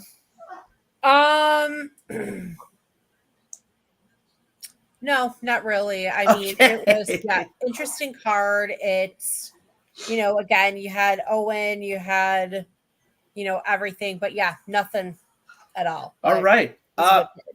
And then it brings us to our final WrestleMania to talk about tonight. And again, another peak WrestleMania during the Attitude Era, and that's WrestleMania 15.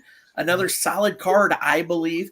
It took place at First Union Center in Philadelphia, which is now the Wells Fargo Center, in 1999. This card, I believe they said the attendance was about 20,000, so still not a bad attendance for 1999. The card itself was not too bad. Again, another stat card. You had a females match on there for the first time in a while. Yeah, so that's the first one we had in a while. It was the first one we had in a while. We hadn't seen one in a while, and it was Jacqueline against Ivory.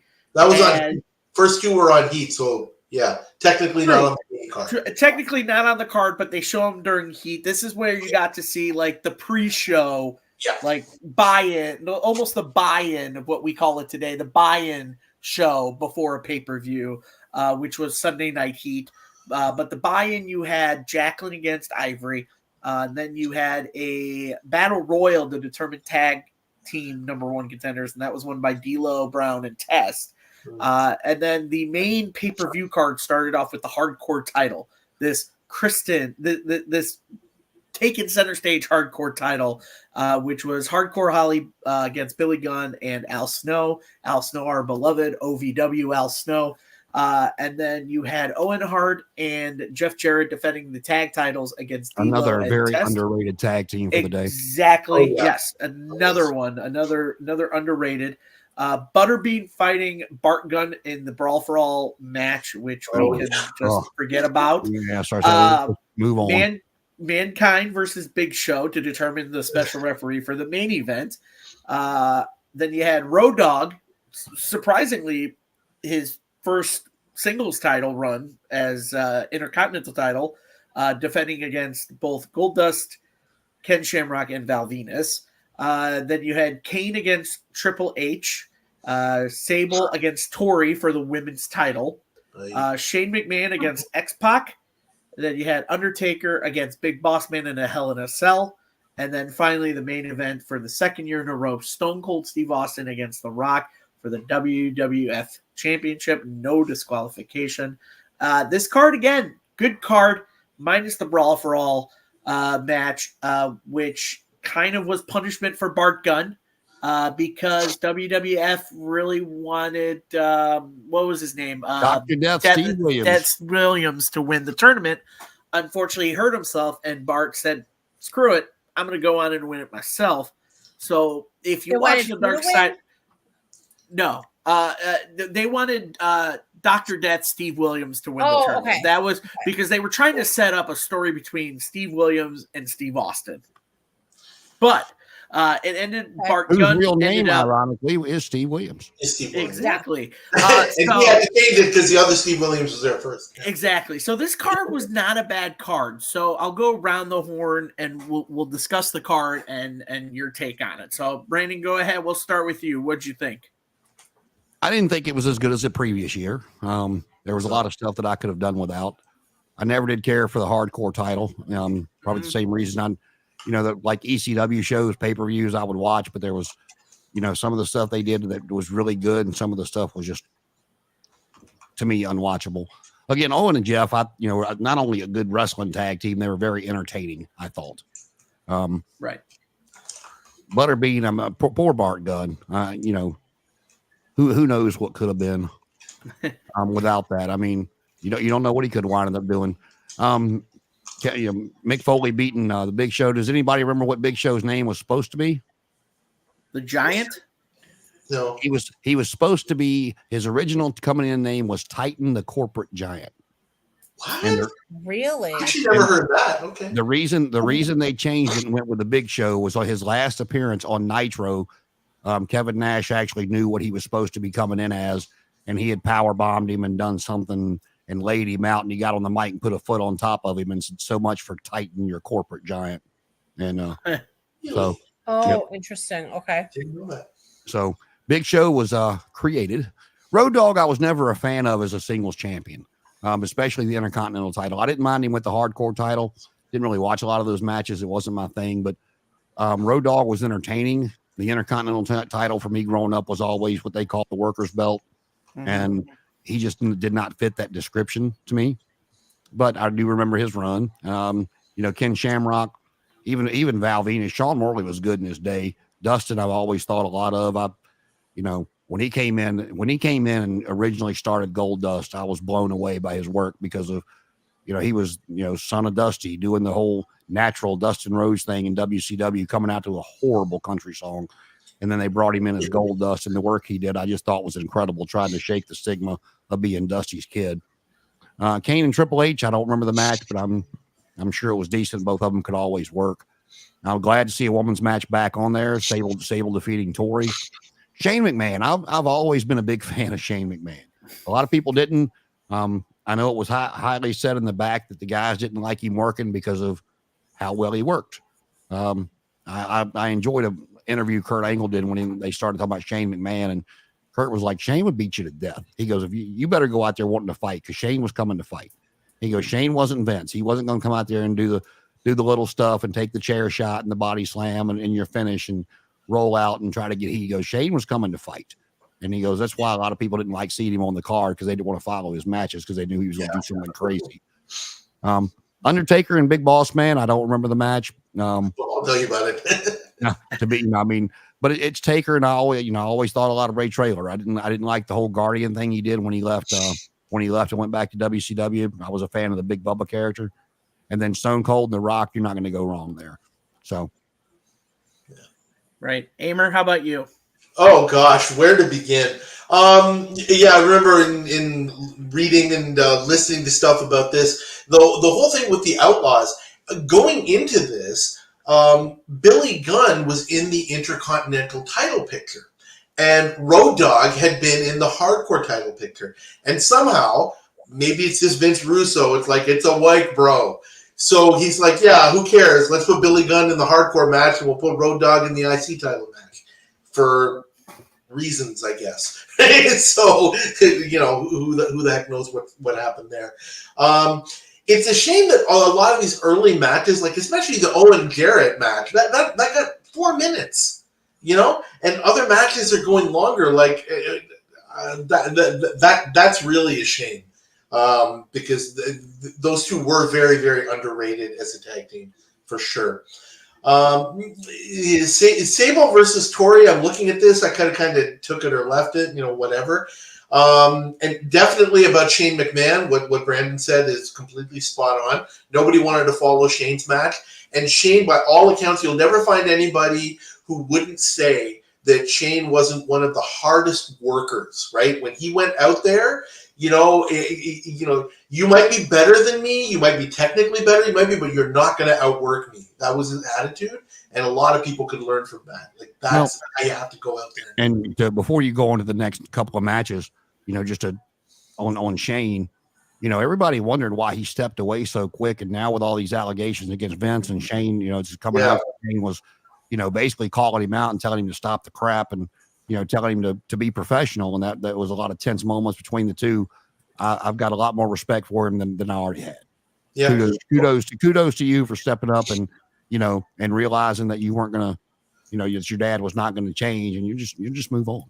Yeah, I mean, we obviously don't know that for sure. We can surmise that, and I think it's very reasonable to surmise that. We don't know, but I'm definitely very smart on Shane and Stephanie, even at this point, keeping a very, very low profile. And some people, I've heard from some people, they'll have plenty to say after their dad is dead. I doubt it, because they're protecting their kids, right? They have to. 100%. 100%.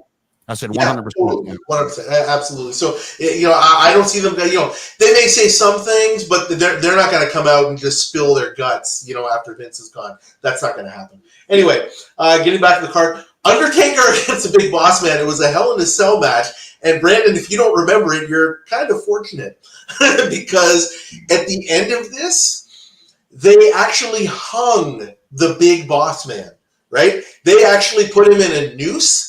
They had the Brood come down, because this was around the time when they were doing that whole corporate ministry. Yeah.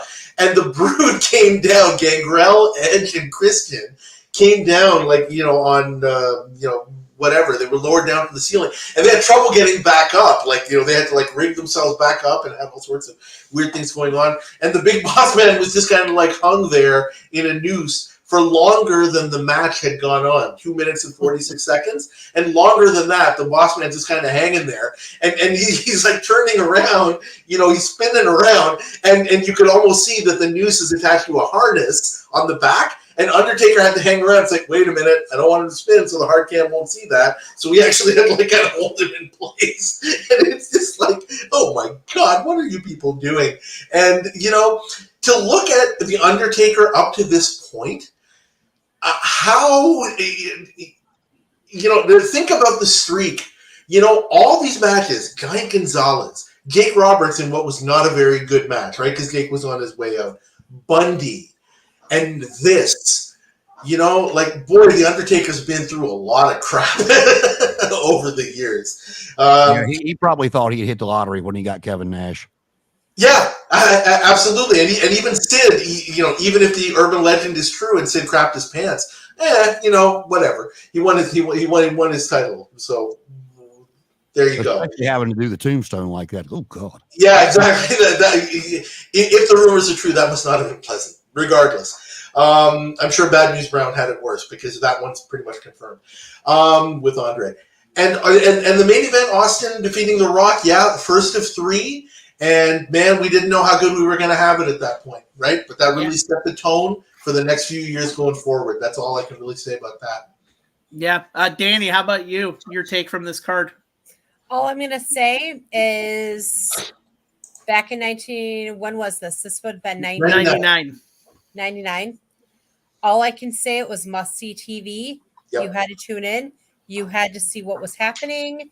You had, over on Monday, the other show on Monday, you had Wolfpack Incarnation 5,552. You didn't know what was going on. And slowly, WWE was like, I have to watch this. This is what happened. Oh, what's going to happen next? What is Austin going to do? What's The Rock going to do? What's going to happen here? This was all must-see TV. And this is what cemented, that Monday Night War when WWE finally beat, Nitro in the ratings. And let's remember, Tony Schiavone, when he said Cactus Jack won the title on our other show because Bischoff told him to say that, Tony Khan put all those butts in those seats for that card. Mm-hmm. Yeah.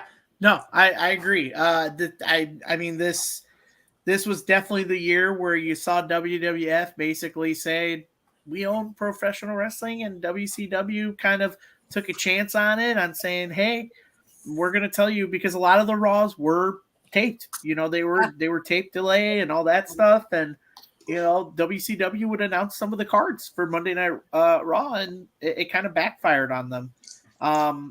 Finger poke. Yeah. Let's not forget Connor, what's your take on the WrestleMania 15 card?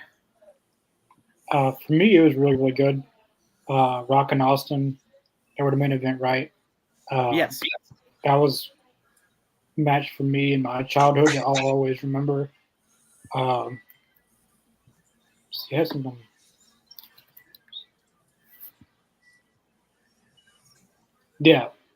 and The Rock. And this was their first. This is the first Austin Rock main event, right? The Austin Rock main event. Yeah, it was the first of 3 that we got. Mm-hmm. Yeah, this one was really, really good. One of my favorite matches of the night. Also, this was a favorite wrestling for me because it started the Brawl for All. Not started it, but that's where it really took a hit. Butterbean and I always love watching Dark Side of Ring. That Butterbean and Bart Gunn. That was a once in a lifetime thing you'll ever see in WrestleMania. Bart Gunn did really good in Brawl for All up until that, and he got knocked the hell out by Butterbean. Even Butterbean said himself that he probably would have had a chance to beat him if he wouldn't have tried to act like an actual boxer. Because one of the things I saw him say about that was he said he actually, I don't know if it was Vince or somebody else, but he said he asked him in the back, "Do you want me to take it easy on him?" And they're like, "Nope." And that kind of stems back to the saying of, because they were mad at him because they wanted Steve Williams, because Steve Williams fought Bart Gunn in the tournament, and because of injuries, Bart Gunn won, and he just said, "Screw it, I'm just going to take this win and just do my thing. I don't care. Like you're not going to push me around." He knocked him out. Yeah, he did. Yeah, he did. So the Butterbean was kind of when they told him, "No, don't take it easy, knock him out," is because that was punishment for Bart Gunn. But continue, Connor. Yeah, I remember from Dark Side of the Ring, he said that if he wouldn't have tried to act like a boxer, he would have had more of a shot at beating him. That's what really. I don't think he was going to beat him either way, but if anyone's seen that, it didn't look good on Bart Gunn at the end of that night. He got his ass kicked. So what you're saying is Butterbean followed directions, pretty much. Yeah, Butterbean was. From what Butterbean said, he offered.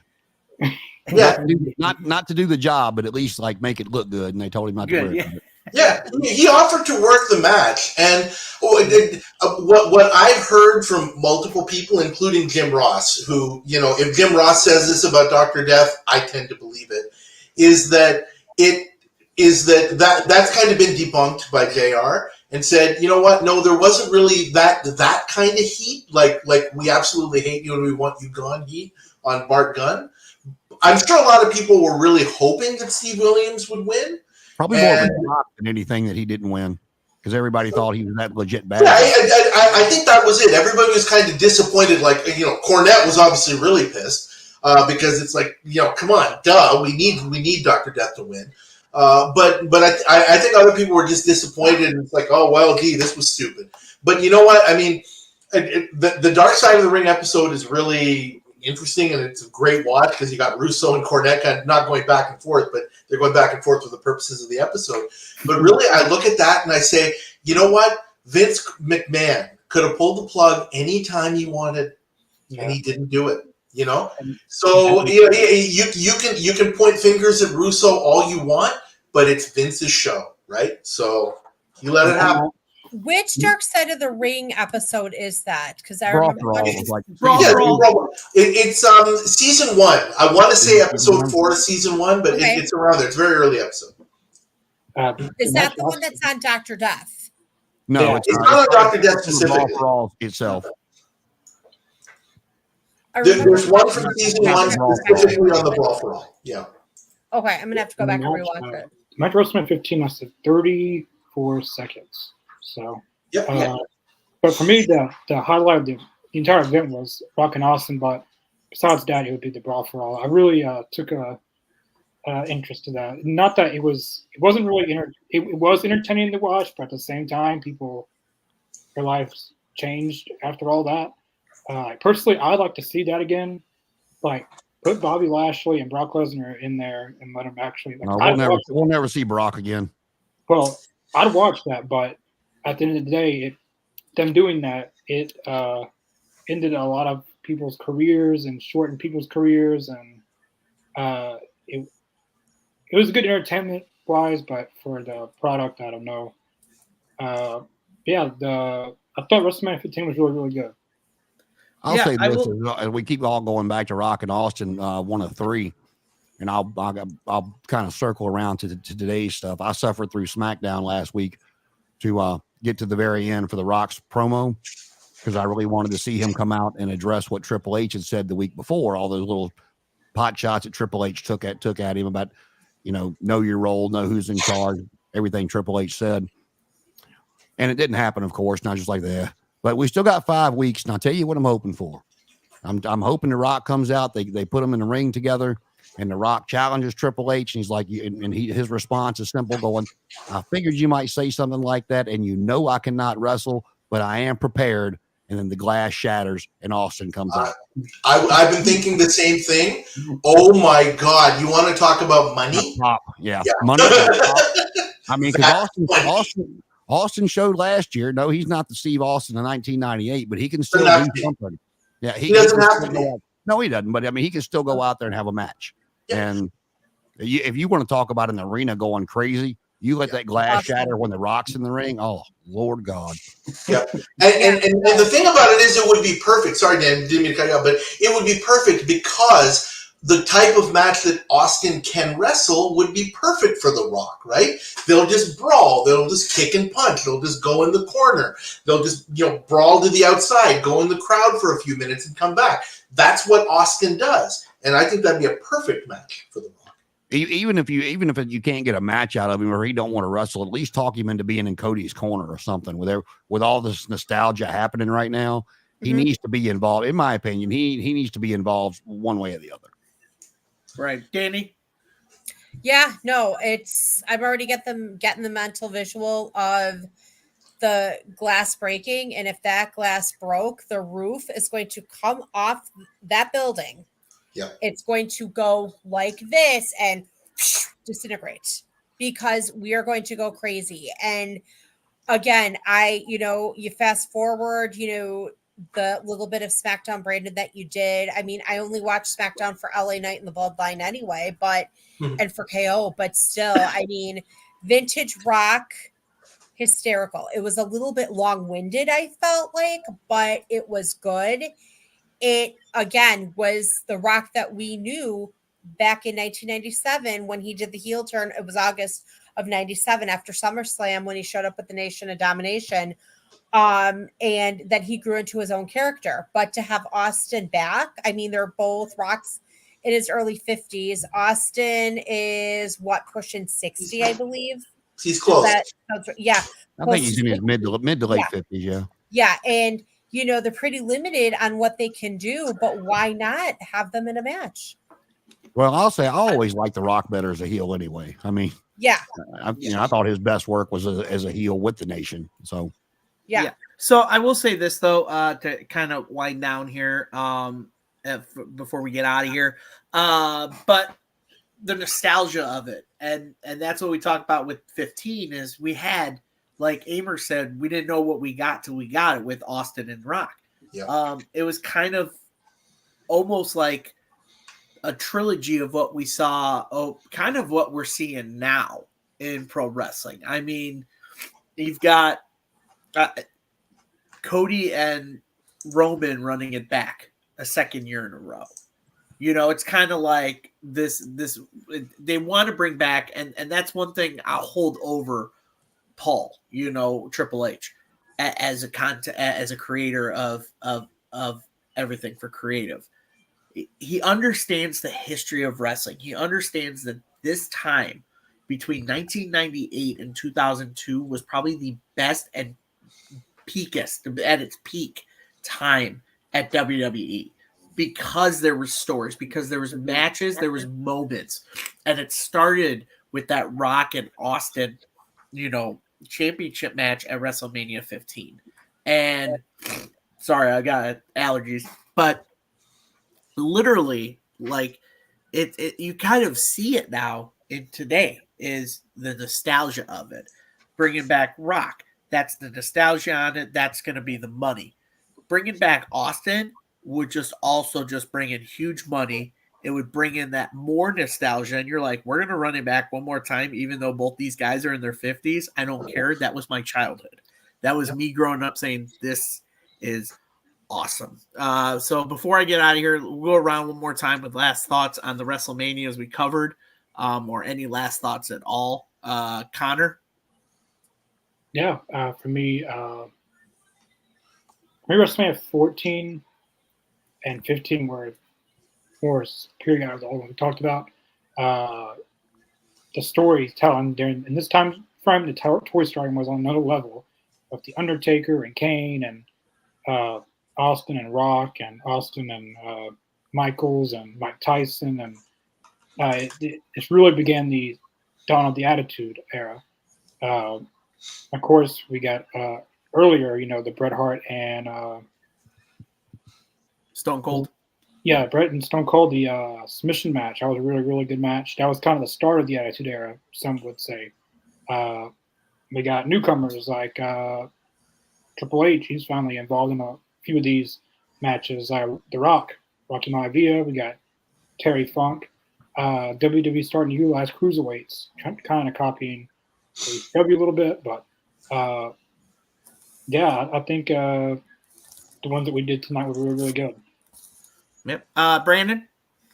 Well, this period of WrestleMania have got, and of course, everybody differs, but if you were to poll 100 lifetime WWF fans, WWE, I would almost guarantee that 3 of these matches that we've seen over this period of time between Brett and Shawn in the Iron Man match, Austin and Brett in the turn match, and then Michaels and Austin, are gonna be 3 matches that people put up on par, I guess, just about anything you can watch. Of course, the Brett Shawn match and the Brett Austin match for the wrestling ability, and of course, then the Stone Cold Shawn Michaels match for the turn into the Attitude Era. And you can't really say that in another time frame until you fast forward to the 4 matches of Taker Michaels, Taker Triple H, Taker Triple H. Oh yeah. And, so it's just a long period of time that goes in between before people are going to go back and start really remembering, oh yeah, I know what WrestleMania 10 was. Oh yeah, I remember what WrestleMania 12 was.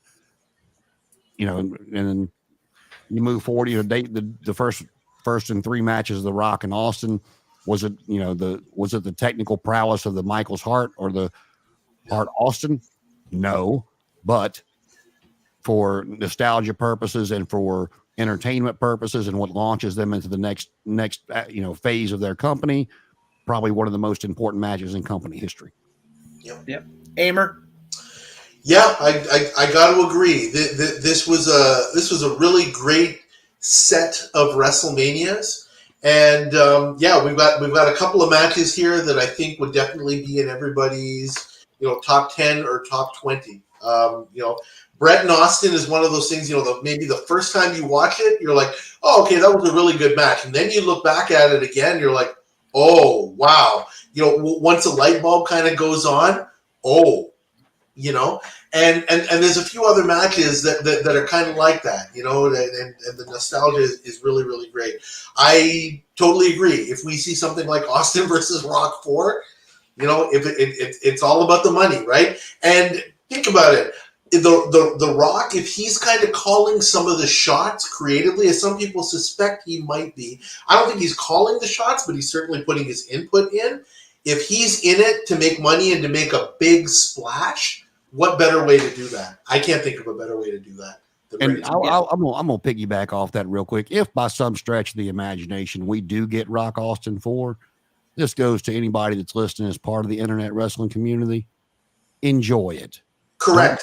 Don't sit there and poo-poo all over it because the guys can't do what they did in WrestleMania 15.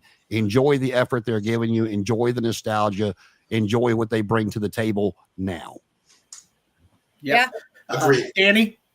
Yeah, I'm just going to piggyback again what Brandon just said. And it's like, you've got 2 guys in their 50s who you've got The Rock, who obviously is still attached to pro wrestling if he is, on that TKO board, whatever. And he could have some leverage, backstage creatively. You've got Austin, who I'm sure would love to come out for a payday, but it would have to be the right payday for a match. Now, these 2 guys are in their 50s.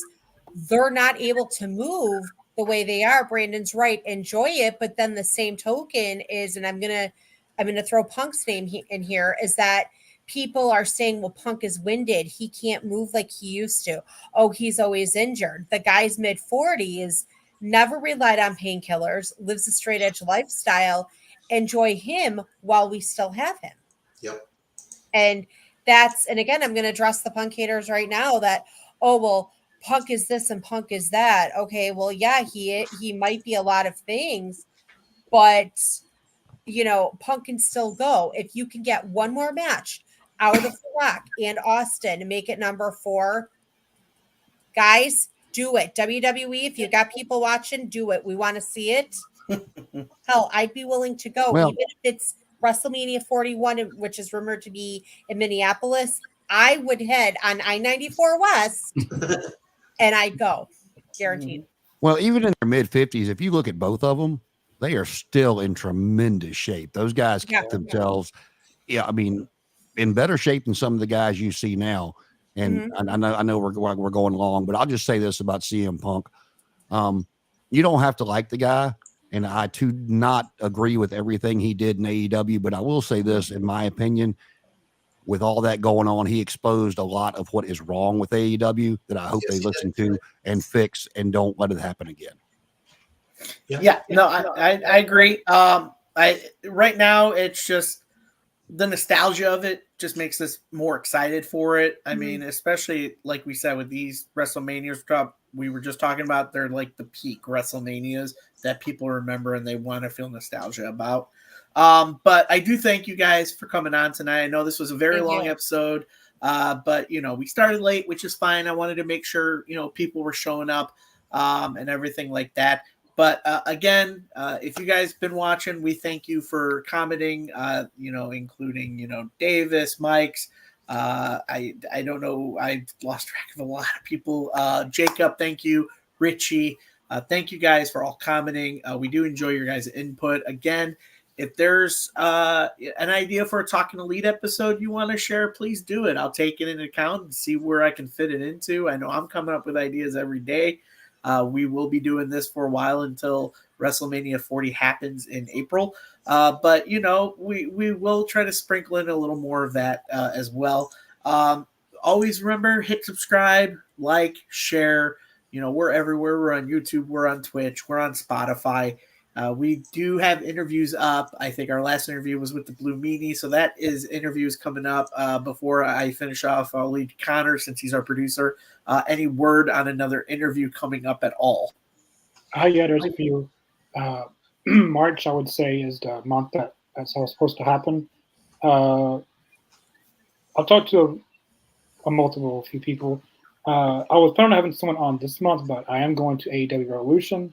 So I took some of my money and bought tickets for that. So kind of hindered some of the interviews, but and I know someone mentioned Ken Shamrock. That is still someone that I really want to get on still.